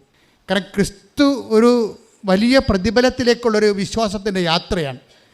ആ പ്രതിഫല യാത്രയിൽ നമ്മൾക്ക് പോസിറ്റീവായിട്ടല്ല, ഇതിൻ്റെ പോസിറ്റീവ് എന്ന് പറയുന്നത് ഇതിൻ്റെ നെഗറ്റീവാണ്. ലോകത്തിൽ പോസിറ്റീവാണ്, പക്ഷേ ആധ്യാത്മികതയിൽ പോസിറ്റീവ് എന്ന് പറയുന്നത് നെഗറ്റീവാണ്. എന്നുവെച്ചാൽ നമ്മുടെ അനുഭവങ്ങളാണ്. പറഞ്ഞില്ല, നിങ്ങളെല്ലാവരും എന്നെ ഉപേക്ഷിച്ച് താന്താങ്ങളുടെ വഴിക്ക് പോകും. പക്ഷെ എന്നിട്ട് പറയും ഞാൻ ഏകനല്ല, പിന്നെന്താണ്? പിതാവ്. അതാണ് ക്രിസ്തുവിന് കുരിശായി പോയത്. ക്രിസ്തുവിൻ്റെ ഏറ്റവും വലിയ കുരിശ് അതാണ്, ആ ഒരു വാക്കാണ്. എന്ന് വെച്ച് കഴിഞ്ഞാൽ പിതാവ് കൂടെയുണ്ടെന്ന്. അപ്പം പിതാവ് കൂടെയുണ്ടെങ്കിൽ ഏത് റോമാക്കാരായാലും ഏത് കുരിശുമരണമായാലും ചമ്മട്ടിയായാലും ക്രിസ്തുവിന് ഏക്കത്തില്ലെന്ന് പിതാവിനറിയാം. അപ്പോൾ പീഡാസകനങ്ങളിൽ വെള്ളം ചേർക്കപ്പെടുമെന്നുള്ള ഉറപ്പാണ്. പീഡാസകനം പൂർത്തിയാകത്തില്ലെന്ന് ഉറപ്പാണ്. എന്താ കാര്യം? പിതാവുണ്ടെങ്കിൽ നമ്മുടെ ഏറ്റവും പ്രിയപ്പെട്ട ആൾ നമ്മുടെ കൂടെ നിൽക്കണം എന്നുണ്ടെങ്കിൽ നമുക്കൊരു ജയിലല്ല, ആണോ? അത് പിതാവ് കേട്ട് പിതാവിനറിയാം. മാനുഷികമായിട്ട് പറഞ്ഞതാണെങ്കിലും ഇതാണ് അവൻ്റെ മൈൻഡ് സെറ്റ് എന്നറിയാം. അതെന്ത് ചെയ്ത്? പിതാവ് ടൈമായപ്പോൾ പിതാവ് മാറിക്കളഞ്ഞു. അതൊക്കെ കിടന്ന് കാറണത് കുരിശിൽ. എൻ്റെ പിതാവേ, എന്തുകൊണ്ട് നീ എന്നെ ക്രിസ്തുവിൻ്റെ പൂർണ്ണത അവിടെയാണ് വരണത്. എന്നിട്ട് പറയും ഇപ്പം എല്ലാം പൂർത്തിയായെന്ന് പറയും. ഇത് അക്കംപ്ലിഷ്ഡ് എന്ന് പറയും. എല്ലാം പൂർത്തിയായെന്ന് വെച്ചാൽ പിതാവ് കൂടി മാറിയാൽ മാത്രമേ ക്രിസ്തു പൂർണ്ണനകത്തുള്ളൂ. ഈ പൂർണ്ണതയിലേക്കാണ് നമ്മൾ ക്ഷണിക്കപ്പെട്ടിരിക്കുന്നത്.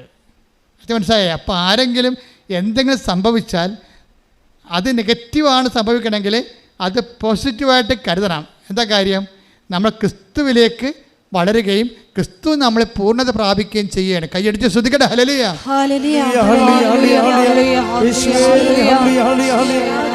ഹല്ലേലൂയ ഹല്ലേലൂയ. മറ്റുള്ളവരെ കാരണമില്ലാതെ ഞങ്ങളെ വീക്ഷിക്കുമ്പോൾ ക്രിസ്തു ഞങ്ങൾ യേശുവേ ഹല്ലേലൂയ ഹല്ലേലൂയ. ആരാധന ആരാധന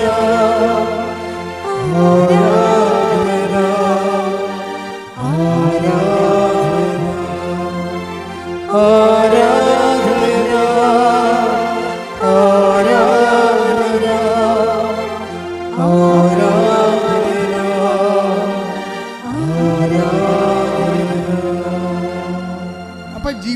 ഇതുപോലെയുള്ള അസ്തമയ അല്ലെങ്കിൽ ഇതുപോലെയുള്ള ഇരുട്ട് തക്കങ്ങൾ നിങ്ങൾ പകച്ചു പോകരുത്.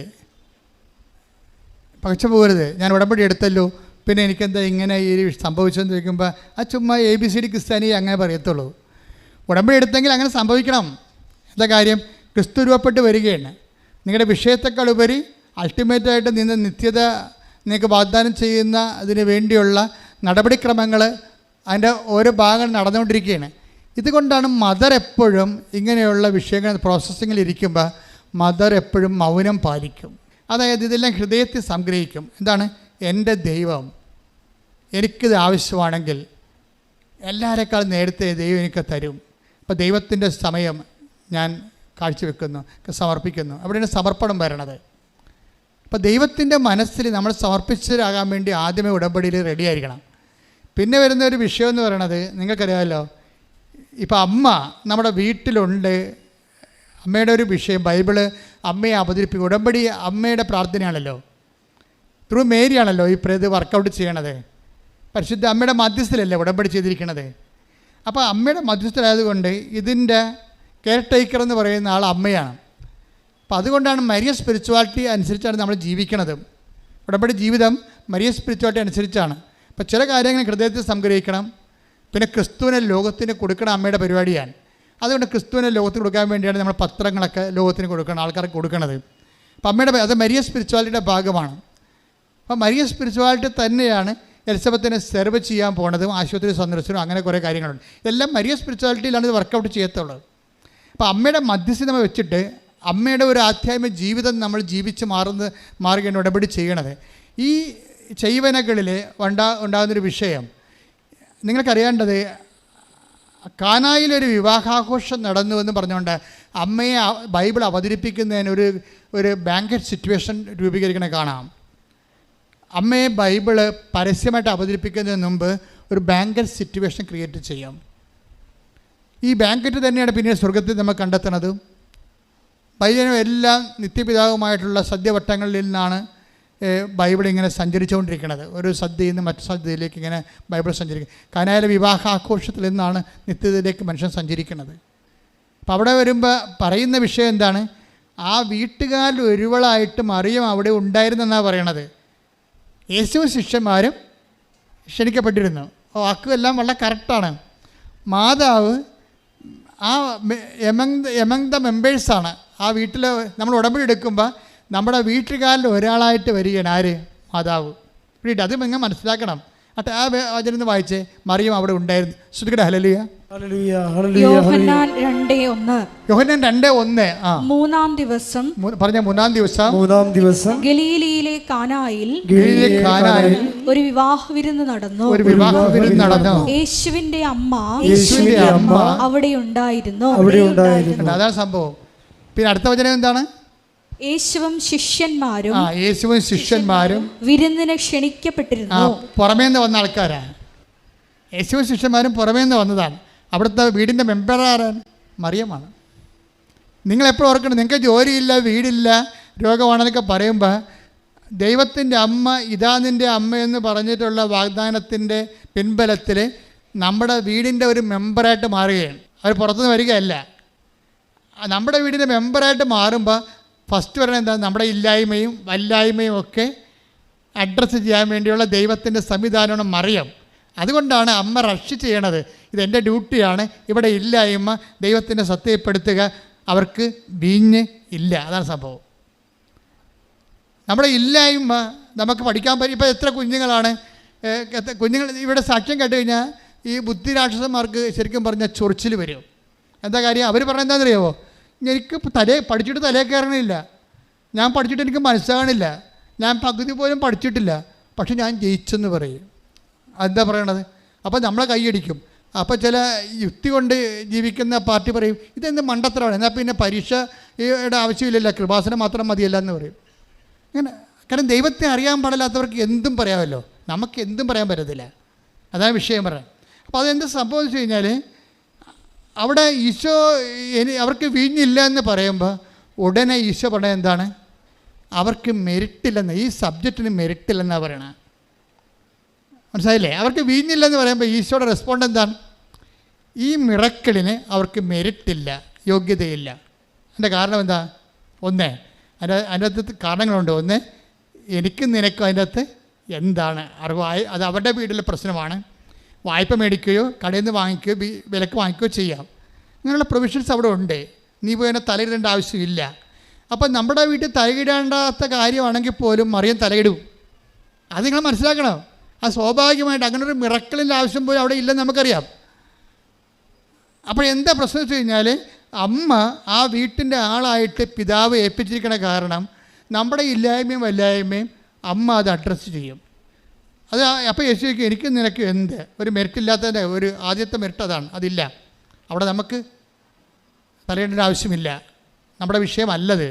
ദ സബ്ജക്റ്റ് തന്നെ, the very subject is not known to us. നമ്മളുമായിട്ട് ബന്ധപ്പെട്ട വിഷയമല്ല ഇത്. രണ്ടാമത്തേത് എന്താണ്? അത് മാനുഷികമായിട്ട് അത്രയും. മൂന്നാമത്തെ മാനുഷികമായിട്ട് ഇത് നമ്മുടെ സബ്ജക്റ്റ് അല്ല. പിന്നെ ദൈവികമായിട്ടും പ്രശ്നങ്ങളുണ്ട്. ഇതിന് യോഗ്യതയില്ല. എന്താണ്? എൻ്റെ സമയം ഇനിയും സമാഗതമായിട്ടില്ല. അപ്പോൾ രണ്ട് പ്രശ്നമാണ്. ദൈവികമായ തടസ്സമുണ്ട്, മാനുഷികമായ തടസ്സമുണ്ട്. അപ്പോൾ നോട്ട് ബൈ മെറിറ്റ്, ഇത് മെറിറ്റിൽ ഇത് വർക്ക് ചെയ്യത്തില്ല. പിന്നെ വർക്ക് ചെയ്തില്ല. പിന്നെ എന്തിലാണ് വർക്ക് ചെയ്യണത്? Not by merit but by grace. അതായത് യോഗ്യതയെ വർക്ക് ചെയ്യത്തില്ല. നമ്മുടെ പല കാര്യങ്ങളും യോഗ്യത വർക്ക് ചെയ്ത്, നിങ്ങളുടെ ജപ്തി യോഗ്യത വർക്ക് ചെയ്തിട്ടില്ല. ഇപ്പം കഴിഞ്ഞ ദിവസം പറഞ്ഞു, എൻ്റെ അച്ഛ ഞങ്ങളുടെ വീട്ടിൽ 2 പെൺകൊച്ചുങ്ങളായിരുന്നു വളർന്നു നിൽക്കുന്നത്. എത്ര കല്യാണക്കാരും വന്ന് ഒരു മനുഷ്യൻ വരികയില്ല. വന്ന കാണ്ടാമൃഗങ്ങളെല്ലാം മഴയത്ത് വരുമെന്ന്. അതെന്താണെന്നറിയാമോ? ഇവിടെ വീട്ടിൽ മഴയത്ത് വന്നാൽ കുഴപ്പമാണ്. ഇവർ പ്രാർത്ഥിക്കണത് പെണ്ണ് കാണാൻ ആരും മഴയത്ത് വരല്ലേ എന്നാണ്. കാര്യം വഴിയില്ല. കണ്ടവൻ്റെ വഴി കൂടി വരണം. അവിടെ മുഴുവൻ വെള്ളമാണ്. അപ്പോൾ തുണി പൊക്കി പാൻസ് പൊക്കി നീന്തിയാണ് ചെറുക്കൻ പെണ്ണ് കാണാൻ വേണ്ടത്. 2 പ്രാവശ്യം പാൻസ് വെക്കുമ്പോൾ തന്നെ അവൻ ഈ കേസ് കെട്ട് അവസാനിപ്പിക്കും. അപ്പോൾ ഇനി കെട്ടത്തില്ലെന്നുള്ള ഉറപ്പായി. മെറിറ്റില്ല അവർക്ക്. അപ്പോൾ മെറിറ്റിൽ ഇത് വർക്ക് ചെയ്യത്തില്ല. കാര്യം വഴിയില്ല. ഉള്ള വഴി കണ്ടവൻ്റെതാണ്, അതുപോലെ വെള്ളവുമാണ്. അവൾ വന്നിട്ട് അമ്മയോട് പറഞ്ഞു, അമ്മേ വഴി വെള്ളമാണ്, അത് കണ്ടവൻ്റെ സ്ഥലമാണ്. എനിക്ക് 2 പെൺമക്കളുണ്ട്, ഞങ്ങൾ ഇതേ കൂടി എവിടെ കൊണ്ടുപോകാനാണ്? അവരുടെ മനസ്സ് ഇത്രയും നാൾ അവിടെ ജീവിച്ചിട്ടൊരു വഴിയില്ല. അവരെഴുതിയിട്ട് അമ്മയ്ക്ക് എന്തെങ്കിലും വഴിയുണ്ടെങ്കിൽ ചെയ്യും, എൻ്റെ മക്കളെ കെട്ടിക്കാതിരിക്കാൻ പറ്റുമോ എന്ന് ചോദിച്ചു. ഈ സാധനം ചോദിച്ചോളേ അവർ പോയി. 2 ആഴ്ച കഴിഞ്ഞപ്പോൾ ആ വീട്ടുകാരെല്ലാം തന്നെ മാനസാന്തരപ്പെട്ട് 12 മീറ്ററുള്ള വഴി റോഡിട്ട് കൊടുത്തിരിക്കണം അവിടെ. അപ്പോൾ ഇതെന്ത് ചില കാര്യങ്ങൾ നമുക്ക് മെറിറ്റില്ല. സാക്ഷ്യം ഇങ്ങനെ നമ്മൾ യൂട്യൂബിൽ കിടപ്പുണ്ട്, നമ്മളെ ഞെട്ടിച്ച് കളയും. കാര്യം ആളെ കയറി ആ സബ്ജക്റ്റ് കൈകാര്യം ചെയ്യണം. നിങ്ങളുടെ ബുദ്ധി എന്ന് പറയണത് ആളെ കൊണ്ട് ഈ ഫയലെടുപ്പിക്കണം. ഫയലെടുപ്പിക്കാൻ പറ്റുന്നതിന് വേണ്ടി നിങ്ങളുടെ മനസ്സ് സുവിശേഷ വിഹിതമായിട്ട് പുനഃക്രമീകരിക്കണം. എന്നിട്ട് ദൈവത്തിന് തോന്നണം ഇത് വയറ്റിപ്പഴപ്പ് മാത്രമല്ല, ജെന്യൂനായിട്ട് ദൈവത്തിൻ്റെ കൂടെ നിൽക്കും, ദൈവത്തിൻ്റെ സാക്ഷിയായി ജീവിക്കും എന്നൊക്കെ ദൈവം തോന്നിയാൽ ഫയൽ ഇന്നെടുക്കും. അല്ലെങ്കിൽ നിങ്ങൾ എന്ത് ആനകൂരം എന്ന് പറഞ്ഞാലും സാധനം എടുക്കത്തില്ല. കാര്യം എടുത്തിട്ട് ദൈവത്തിന് പ്രയോജനമൊന്നുമില്ലല്ലോ. അപ്പോൾ ഇത് എടുത്തൊപ്പിട്ട് കഴിഞ്ഞാൽ ഇതെല്ലാം ദൈവത്തിൻ്റെതല്ലേ. എല്ലാ തിന്മകളുടെയും തലയെ ചവിട്ടി നിൽക്കുന്നതാണ് അമലോത്ഭവ മാതാവ് അല്ലേ, പാമ്പിൻ്റെ അവിടെ നിൽക്കണത്. അപ്പോൾ നിനക്കെതിരെ വരുന്ന എല്ലാ പാമ്പിൻ്റെ തലയിലും അവൾ ചവിട്ടും. അനാദികാലം മുതൽ രക്ഷകനെ വാഗ്ദാനം ചെയ്തപ്പോൾ അതിക്ക് മുമ്പ് തന്നെ പാമ്പിൻ്റെ തലയെ ചവിട്ടാതെ രക്ഷകനെ ലോകത്ത് കൊടുക്കാൻ പറ്റത്തില്ലെന്നറിയാം. അതുകൊണ്ടാണ് നിനക്കും സ്ത്രീക്കും തമ്മിൽ ഞാൻ ശത്രുത ഉളവാക്കുന്ന ഭംഗ്യം തരേണ സിംബോളിക്ക് വേലി പറഞ്ഞിരിക്കണേ. എല്ലാ തിന്മകളും ഇവർക്ക് അധീനമാക്കി കളയും. അപ്പം നിനക്കെതിരെ നിൻ്റെ ജീവിതത്തിന് എന്തെങ്കിലും മേൽഗതിക്ക് വേണ്ടി ഒരു തിന്മകളുണ്ടെങ്കിലേ, ഇപ്പം നിൻ്റെ ഓഫീസിലായിരിക്കും, നിൻ്റെ പ്രൊമോഷൻ തടഞ്ഞു വെച്ചിരിക്കുകയായിരിക്കും, അല്ലെങ്കിൽ നിൻ്റെ സൂപ്രണ്ടാ, അല്ലെങ്കിൽ നിൻ്റെ ഡയറക്ടറാ, അസിസ്റ്റൻ്റ് ഡയറക്ടർ, ആരെങ്കിലും നിനക്ക് പണി തരാൻ വേണ്ടി മാത്രം ഇരിക്കണവരാകാം. ആ പാമ്പിൻ്റെയൊക്കെ തല അമ്മ ചവിട്ടും, ചവിട്ടി ഒതുക്കിയിരിക്കും, ചവിട്ടി കൂട്ടിയിരിക്കും. അപ്പം അതുകൊണ്ട് അങ്ങനെ ചവിട്ടിക്കൂട്ടാൻ വേണ്ടി തന്നെ നിൻ്റെ ശത്രുക്കളെ നിനക്കെതിരെ ചവിട്ടിക്കൂട്ടാൻ വേണ്ടി തന്നെ നിൻ്റെ അമ്മ ഈശോ പറഞ്ഞ വാക്കുണ്ട്, എന്താണ്? നിൻ്റെ ശത്രുക്കളെ നിനക്കും ചവിട്ടിക്കൂട്ടാൻ പറ്റും. എന്താണ്? നിൻ്റെ ശത്രുക്കളെ ഞാൻ ചവിട്ടിക്കൂട്ടണവരെ നീ എൻ്റെ വലത് ഭാഗത്തിരിക്കണമെന്ന്. അതാണ് ഉടമ്പടിയുടെ ഭാഗമെന്ന് പറയണത്. Take the bed of God. നിൻ്റെ ശത്രുക്കളെ ലൂക്ക 20:43 ഞാൻ നിന്റെ ശത്രുക്കളെ ഞാൻ നിന്റെ ശത്രുക്കളെ നിനക്ക് പാദപീഠമാക്കുവോളം നീ എന്റെ വലതുഭാഗത്തിരിക്കുക. നിന്നെ ചവിട്ടിക്കൂട്ടാൻ വന്നവരെ നീ ചവിട്ടിക്കൂട്ടുന്ന ഒരു കാലം ഉണ്ടാകും.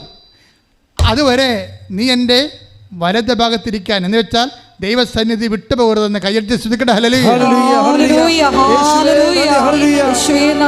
അപ്പോഴേ എനിക്ക് നിനക്ക് എൻ്റെ സമയം ഇനി സമാഗതമായിട്ടില്ലല്ലോ എന്ന് പറയുമ്പോഴേ മാനുഷ്യമായ ഒരു ഇമ്പിഡിമെൻസ് തടസ്സം ഇതിനുണ്ട്. അതുപോലെ തന്നെ ദൈവികമായ തടസ്സമുണ്ട്. എൻ്റെ സമയമായിട്ടില്ല. 2 യോഗ്യതകളുമില്ല എന്ന് പറയും. മെറിറ്റില്ല, 2 മെറിറ്റുമില്ല. 2 മെറിറ്റുമില്ല എന്ന് പറഞ്ഞ് ഈ ആപ്ലിക്കേഷൻ അങ്ങോട്ട് റിജക്റ്റ് ചെയ്യും. കാനായിലെ കല്യാണത്തിലെ വിഞ്ഞിൻ്റെ ആപ്ലിക്കേഷൻസ് റിജക്റ്റ് ചെയ്യും. റിജക്റ്റ് ചെയ്യുമ്പോൾ ഇവിടെ ആരാണ്? ഇവർ ബോധജ്ഞാനത്തിൻ്റെ സിംഹാസനമാണ്. അമ്മ ആരാണ്? അമ്മ ബോധജ്ഞാനത്തിൻ്റെ സിംഹാസനമാണ്. ഇങ്ങനെ മെറിറ്റില്ലാതെ ഒരു ആപ്ലിക്കേഷൻ റിജക്റ്റായി കഴിഞ്ഞാൽ അതിൻ്റെ അടുത്ത നടപടി എന്താണെന്ന് അമ്മയ്ക്കറിയാം. മെറിറ്റില്ലാത്ത, യോഗ്യതയില്ലാത്തതിന് പിന്നെ എന്താണ്? നോട്ട് ബൈ മെറിറ്റ് വർക്ക് ചെയ്യണം. പിന്നെ എന്താണ്? But by grace. പിന്നെ ഗ്രേസിലേ ഇത് വർക്ക് ചെയ്യത്തുള്ളൂ. കംപ്ലീറ്റ് ഗ്രാൻഡ് ആയിരിക്കും. ഒരു കാര്യം നമ്മുടെ കഴിവ് കൊണ്ട് നടന്നില്ലെങ്കിൽ ഓർക്ക് ദൈവത്തിലെ അത് നടക്കുകയില്ല എന്നുള്ളതല്ല, ദൈവം അത് നടത്തിക്കൊന്നും ദൈവത്തിന് മാത്രമേ നടത്തിക്കാൻ കഴിയൂ എന്നുള്ളതാണ്.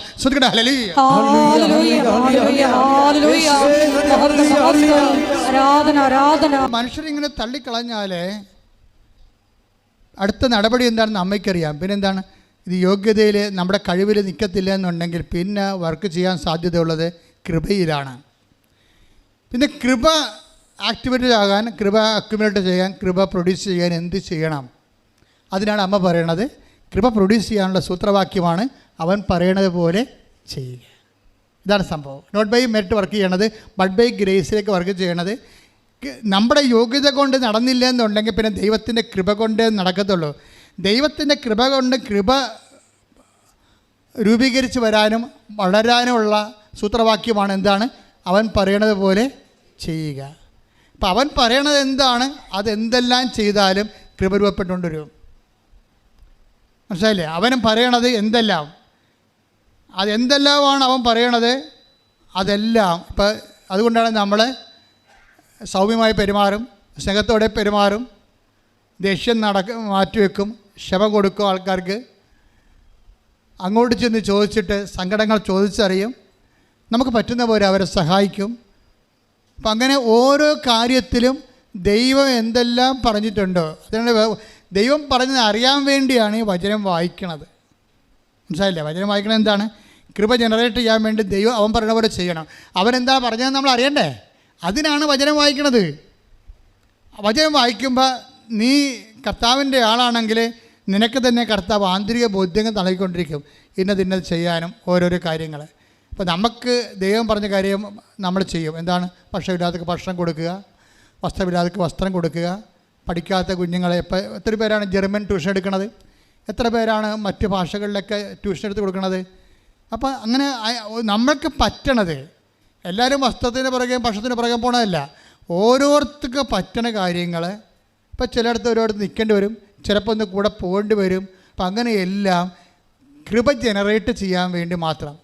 ഇപ്പോൾ ഇപ്പോൾ ഒരു ലോൺ എടുക്കണം, അവർക്ക് ലോൺ കിട്ടത്തില്ലെന്ന് ഉറപ്പായി.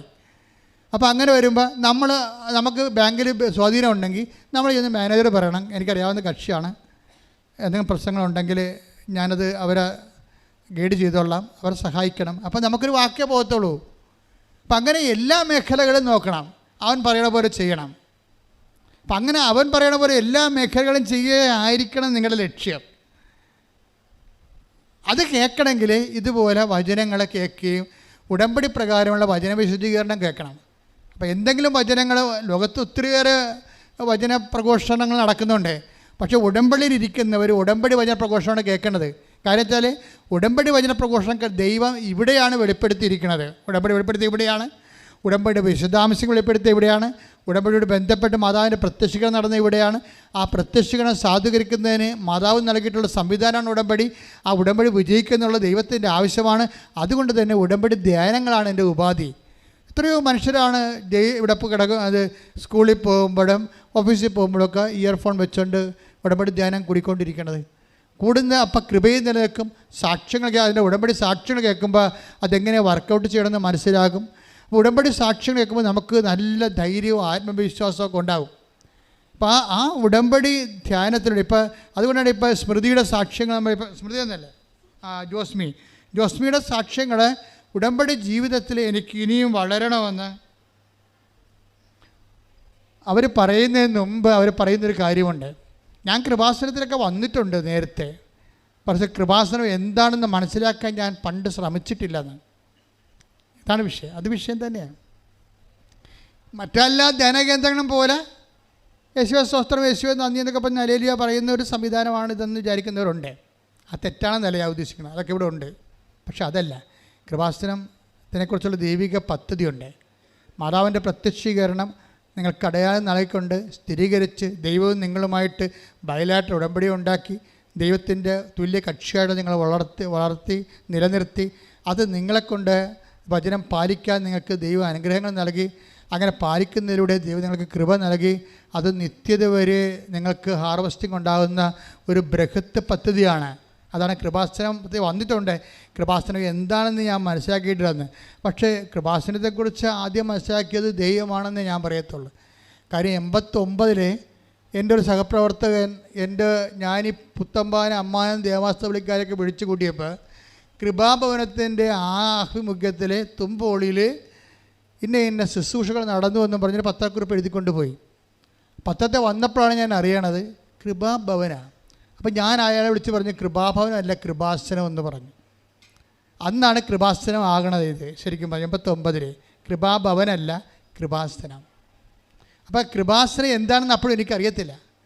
അപ്പോൾ കർത്താവിൻ്റെ മനസ്സിൽ തന്ന പേര് അതിനുശേഷമാണ് കൃപാസനം വാഗ്ദാന പേടകമാണെന്ന് മനസ്സിലാകണത്. അതിനുശേഷമാണ് കൃപാസനം ഉടമ്പടിയാണ് കണക്റ്റാകണത് മനസ്സിലാകണത്. അതിനുശേഷം മാതാവ് കൃപാസനം തന്നെയാണെന്ന് മനസ്സിലാകണത്.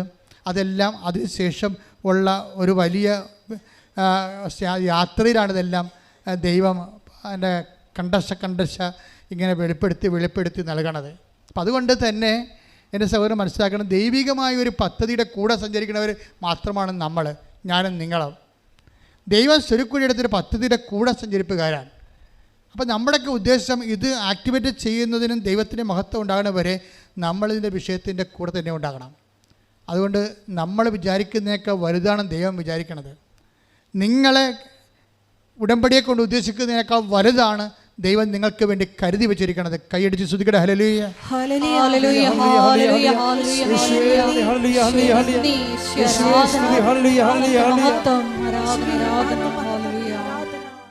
ജോസ്മിയുടെ അനുഭവത്തിൻ്റെ അവസാനത്തെ ഭാഗം കേട്ടുകൊണ്ട് നമുക്ക് പ്രാർത്ഥനയിലേക്ക് വരാം.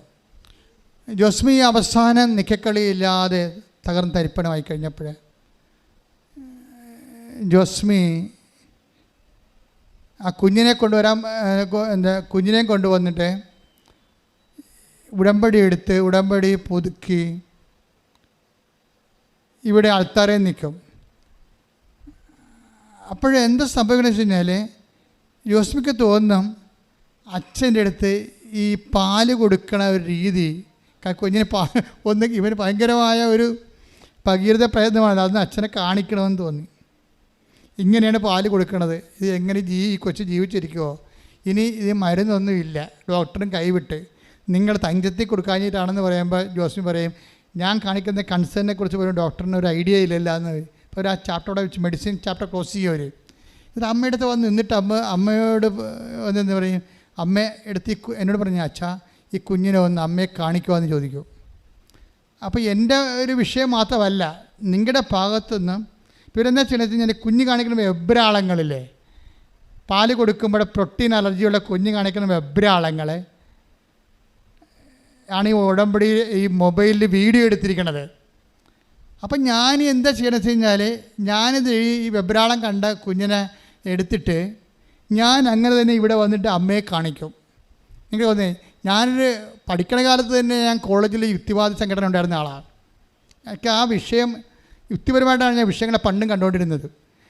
ഈ വിശ്വാസം എന്ന് പറയണത് ഒരു ലെവൽ കഴിയുമ്പോൾ അത് കംപ്ലീറ്റ് യുക്തിയുടെ മേഖലയിലേക്ക് പ്രവേശിക്കും. കാര്യം എന്താണ്, അപ്പൻ ദൈവവും നമ്മൾ തമ്മിലുള്ള ബന്ധമാണ് എൻ്റെ യുക്തി എന്ന് പറയണത്. ആധ്യാത്മികയുടെ യുക്തി എന്ന് പറയണത് അത് യുക്തി തന്നെയാണ്, അല്ല വിശ്വാസമല്ല. ദൈവവും നമ്മളും തമ്മിൽ ബന്ധം. ഞാൻ പറയും, അമ്മേ, വേറൊരു അമ്മയാണ് ഈ കിടന്ന് ഈ കൊച്ചിന് 2 കൊല്ലമായിട്ട് തകരണത്. ഇതിങ്ങനെ കാണിക്കും ഞാൻ രൂപത്തെ.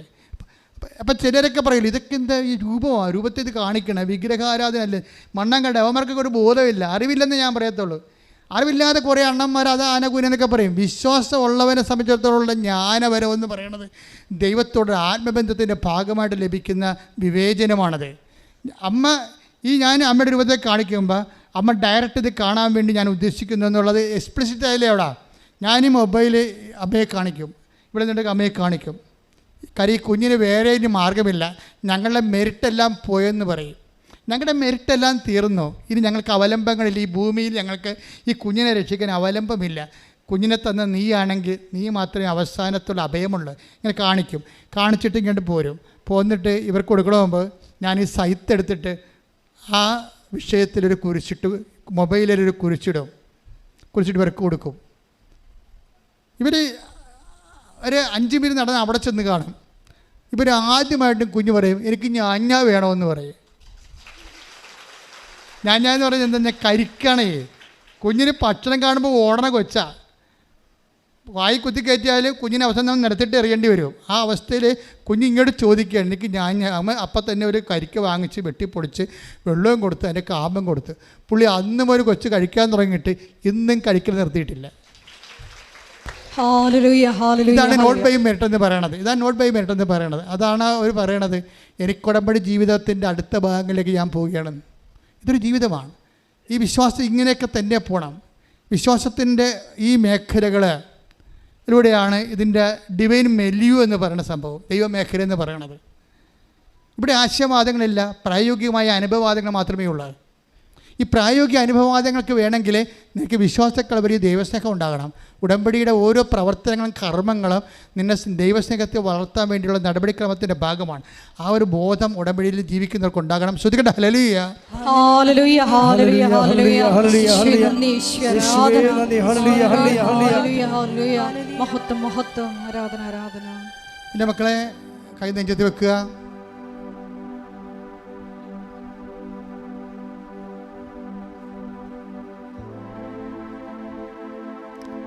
നീ എവിടെയാണ് നിൽക്കണമെന്ന് ഓർക്കുക. അമ്മ പ്രത്യക്ഷപ്പെട്ട പിതാവും പുത്രനും പരിശുദ്ധാത്മാവും അംഗീകരിച്ച സമയഘടികാരം ചാർത്തി പ്രത്യക്ഷപ്പെടുന്ന ആധ്യാത്മിക ചരിത്രത്തിലെ ഒരു അന്യമായ ഒരു അതുല്യമായ ഒരു സ്ഥലത്ത് നിൽക്കുകയാണ്. നാളത്തെ കാലങ്ങളിലെ 10,000കണക്കിന് തലമുറകൾ ദൈവത്തെ അന്വേഷിച്ച് വരേണ്ട ഒരു സ്ഥലമാണിത്. അതിൻ്റെ പ്രാരംഭഘട്ടത്തിലാണ് നമ്മൾ നിൽക്കുന്ന. ഭാഗ്യവാന്മാരാണ് നമ്മൾ. ദൈവം ഈ ജനതയ്ക്ക് വേണ്ടിയും രാജ്യത്തിന് വേണ്ടിയും ലോകത്തിന് വേണ്ടി ചെയ്യാവുന്ന മഹാകാര്യങ്ങൾ, അതിൻ്റെ ആദ്യ പാഠങ്ങൾ അനാവരണം ചെയ്യപ്പെടുന്ന ഒരു വലിയ തലമുറയുടെ ഭാഗമാണ് നമ്മൾ. ശ്രദ്ധിക്കട്ടെ. ഹല്ലേലൂയ, ഹല്ലേലൂയ, ഹല്ലേലൂയ, ഹല്ലേലൂയ, ആരാധന. ഞങ്ങളുടെ ഉടമ്പടിയുടെ ഭാഗമാക്കിയ ദൈവപിതാവിന്റെ സ്നേഹത്തിന് നന്ദി പറയുന്നു. Hallelujah, hallelujah. എൻ്റെ പ്രിയപ്പെട്ടവരെ,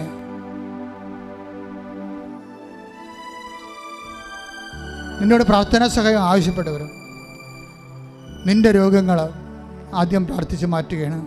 നീ ഇടത് നെഞ്ചിൽ കൈവെക്കണം, വലത് കരം കൊണ്ട് ഇടത് നെഞ്ചിൽ കൈവെക്കണം, ഇടത് കൈ കൊണ്ട് നീ നിൻ്റെ ശിരസിൽ കൈവെക്കണം. ഉച്ചമുതൽ ഉള്ളംകാല് വരെ നീ കർത്താവിനെ സമർപ്പിക്കണം. അമ്മ നിനക്ക് വേണ്ടി മാധ്യസ്ഥം വഹിക്കുന്നു. നിൻ്റെ രോഗങ്ങൾ, പീഡകൾ, ഞെരുക്കങ്ങൾ, ആന്തരിക അവയവങ്ങൾ, അതിൻ്റെ കെടുതികൾ, സിസ്റ്റുകൾ, മൊത്തത്തിൽ കല്ലുകൾ, പാങ്ക്രിയാസിൻ്റെ കല്ലുകൾ, പഴുപ്പുകൾ, ക്യാൻസർ രോഗങ്ങൾ, പല സ്റ്റേജുകൾ, ഭക്ഷണം കഴിക്കാത്ത അവസ്ഥകൾ, ഇതെല്ലാം സെക്കൻഡുകൾക്കുള്ളിൽ ദൈവം നിനക്ക് വേണ്ടി എടുത്തു മാറ്റിക്കൊണ്ട് ദൈവത്തിൻ്റെ കൃപയും മഹത്വവും നിന്നെ കാണിക്കുന്ന അതുല്യ വെളിപാടിൻ്റെ വലിയ സ്വർഗീയ ഇടങ്ങളിലേക്ക് കർത്താവ് നിന്നെ വിളിച്ചുകൊണ്ട് വന്നിരിക്കുന്ന ഇടിമുഴക്കം പോലെ ശ്രദ്ധിക്കട്ടെ. ഹല്ലേലൂയ, ഹല്ലേലൂയ, ഹല്ലേലൂയ. ഈശ്വരാധന. ഹല്ലേലൂയ, ഹല്ലേലൂയ. ഈശോ എല്ലാ രോഗങ്ങളും സുഖപ്പെട്ടുകൊണ്ട് ഈശോ ഞങ്ങളുടെ നാമത്തെ ആരാധനയിലൂടെ വീണ്ടും വീണ്ടും മഹത്വപ്പെടുത്തണമേ, ഞങ്ങളെ സാക്ഷികളാക്കി ഉയർത്തണമേ. ഹല്ലേലൂയ. കർത്താവേ, നിന്റെ ഉന്നതമായ നാമത്തിന് സ്തോത്രം ചെയ്യുന്നു. കർത്താവേ, നിന്റെ വിശുദ്ധ പൗരോഹിത്യത്തെ നീ മഹത്വപ്പെടുത്തണമേ. കർത്താവേ, സഭയിലുള്ള സാന്നിധ്യം നീ പ്രകടമാക്കണമേ.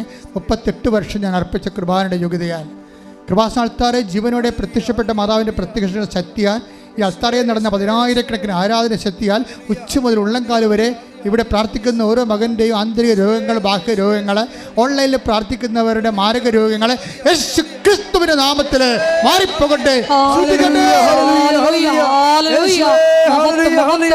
ആരാധന ആരാധന ഹല്ലേലൂയ. ശുദ്ധ പരമ ദിവ്യകാരുണ്യത്തിന് ആരാധനയും സ്തുതിയും പുകഴ്ചയും ഉണ്ടായിരിക്കട്ടെ. പരിശുദ്ധ പരമ ദിവ്യകാരുണ്യത്തിന് ആരാധനയും സ്തുതിയും പുകഴ്ചയും ഉണ്ടായിരിക്കട്ടെ. പരിശുദ്ധ പരമ ദിവ്യകാരുണ്യത്തിന് ആരാധനയും സ്തുതിയും പുകഴ്ചയും ഉണ്ടായിരിക്കട്ടെ. എൻ്റെ പ്രിയപ്പെട്ടവരെ, ജോലി, വീട്, വിവാഹം, ജീവിതത്തിൻ്റെ തടസ്സങ്ങൾ, യാത്ര, സാമ്പത്തിക മേഖലകൾ, കേസുകൾ, ജയിലുകൾ, യാത്രകൾ, തിരികെ വരുന്ന അവസ്ഥ, സ്ഥലം വിൽക്കാൻ പറ്റാത്തവർ, വിവാഹം തടസ്സമുള്ളവർ, മക്കളില്ലാത്തവർ, വീട് സ്ഥലവുമില്ലാത്തവർ, എല്ലാ മേഖലകളിലും കർത്താവിൻ്റെ വലിയ ശക്തി, മാതാവിൻ്റെ വലിയ മാധ്യസ്ഥ സഹായം ലഭിക്കുന്ന വലിയ സമയമാണ്. കർത്താവേ സ്തുതിക്കട്ടെ. സഭയുടെ അധികാരത്തില്, പുരുഷന്റെ അടയാളത്തില്, ദൈവത്തിന്റെ ശക്തിയാൽ ജീവിത ദുരിതങ്ങള്, ജീവിത തടസ്സങ്ങള്, ജീവിത ക്ലേശങ്ങള് യേശുവിന്റെ നാമത്തില് മാറിപ്പോകട്ടെ. എല്ലാവരും മുന്നേറിക്കുക. മൗനമായി പ്രാർത്ഥിക്കേണ്ട സമയമാണ്. മാസങ്ങളായി നടക്കാത്ത വിഷയങ്ങൾ ഇപ്പോൾ പരിശുദ്ധയുടെ മാധ്യസ്ഥിക്ക് സമർപ്പിക്കുക. ഡേറ്റുകളെ സമർപ്പിക്കുക.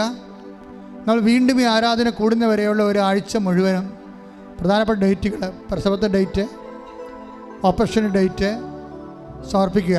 വസ്തു വിൽപ്പനയുടെ ഡേറ്റ്, ജപ്തിയുടെ ഡേറ്റ്, പരീക്ഷ date, interview date, visa processing date, കയറി പോകാൻ ഡേറ്റ്, തിരിച്ചു വരേണ്ട ഡേറ്റ്, സ്ഥലം രജിസ്റ്റർ ചെയ്യേണ്ട ഡേറ്റ്, എല്ലാം, വീട്ടുപ്രതിയുടെ ദിവസം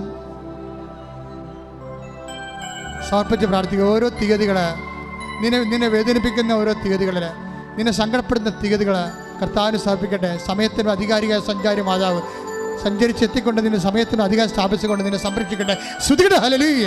ഹല്ലേലൂയ. ഹല്ലേലൂയ. ആരാധന ആരാധന ഹല്ലേലൂയ.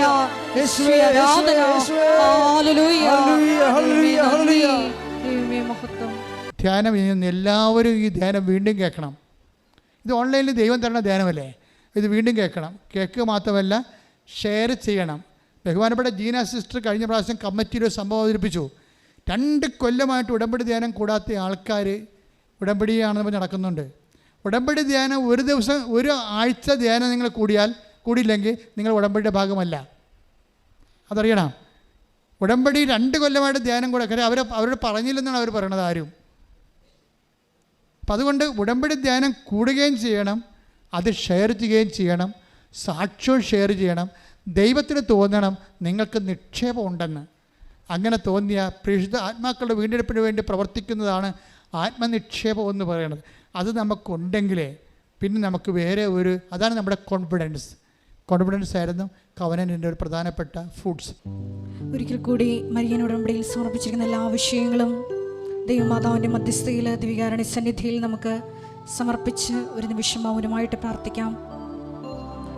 അവൻ പറയുന്നത് പോലെ ചെയ്തുകൊണ്ട് ദൈവസ്നേഹത്തെ ലക്ഷ്യമാക്കി ശത്രുക്കളെ പാദപീഠമാക്കുവോളം കർത്താവിൻ്റെ വലതുവശത്തിരുന്നു കൊണ്ട് ഈശോയെ സമയം ചുരുക്കി ഞങ്ങളെ നിൻ്റെ പ്രത്യക്ഷീകരണത്തിൻ്റെ, ദൈവമാതാവിൻ്റെ പ്രത്യക്ഷീകരണത്തിൻ്റെ സാക്ഷികളാക്കി മാറ്റണമേ എന്ന് പ്രാർത്ഥിച്ചുകൊണ്ട് ശിരസ് നമിച്ച് നമുക്ക് ദിവ്യകാരുണ്യനാഥൻ്റെ ആശീർവാദം സ്വീകരിക്കാം.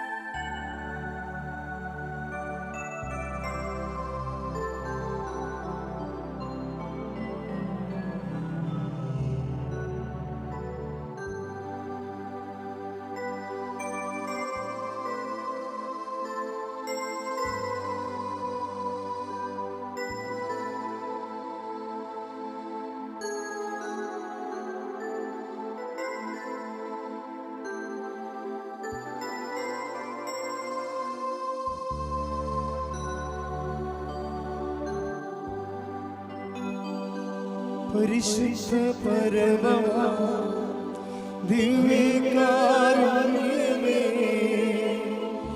എന്നുമെന്നും അങ്ങേയ്ക്കാരാധന. പരിശുദ്ധ പരമമാ ദിവ്യകാരുണ്യമേ,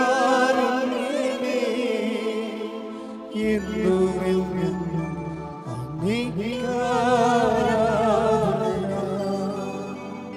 പരിശുദ്ധ പരമമാ ദിവ്യകാരുണ്യമേ, എന്നുമെന്നും അങ്ങേയ്ക്കാരാധന.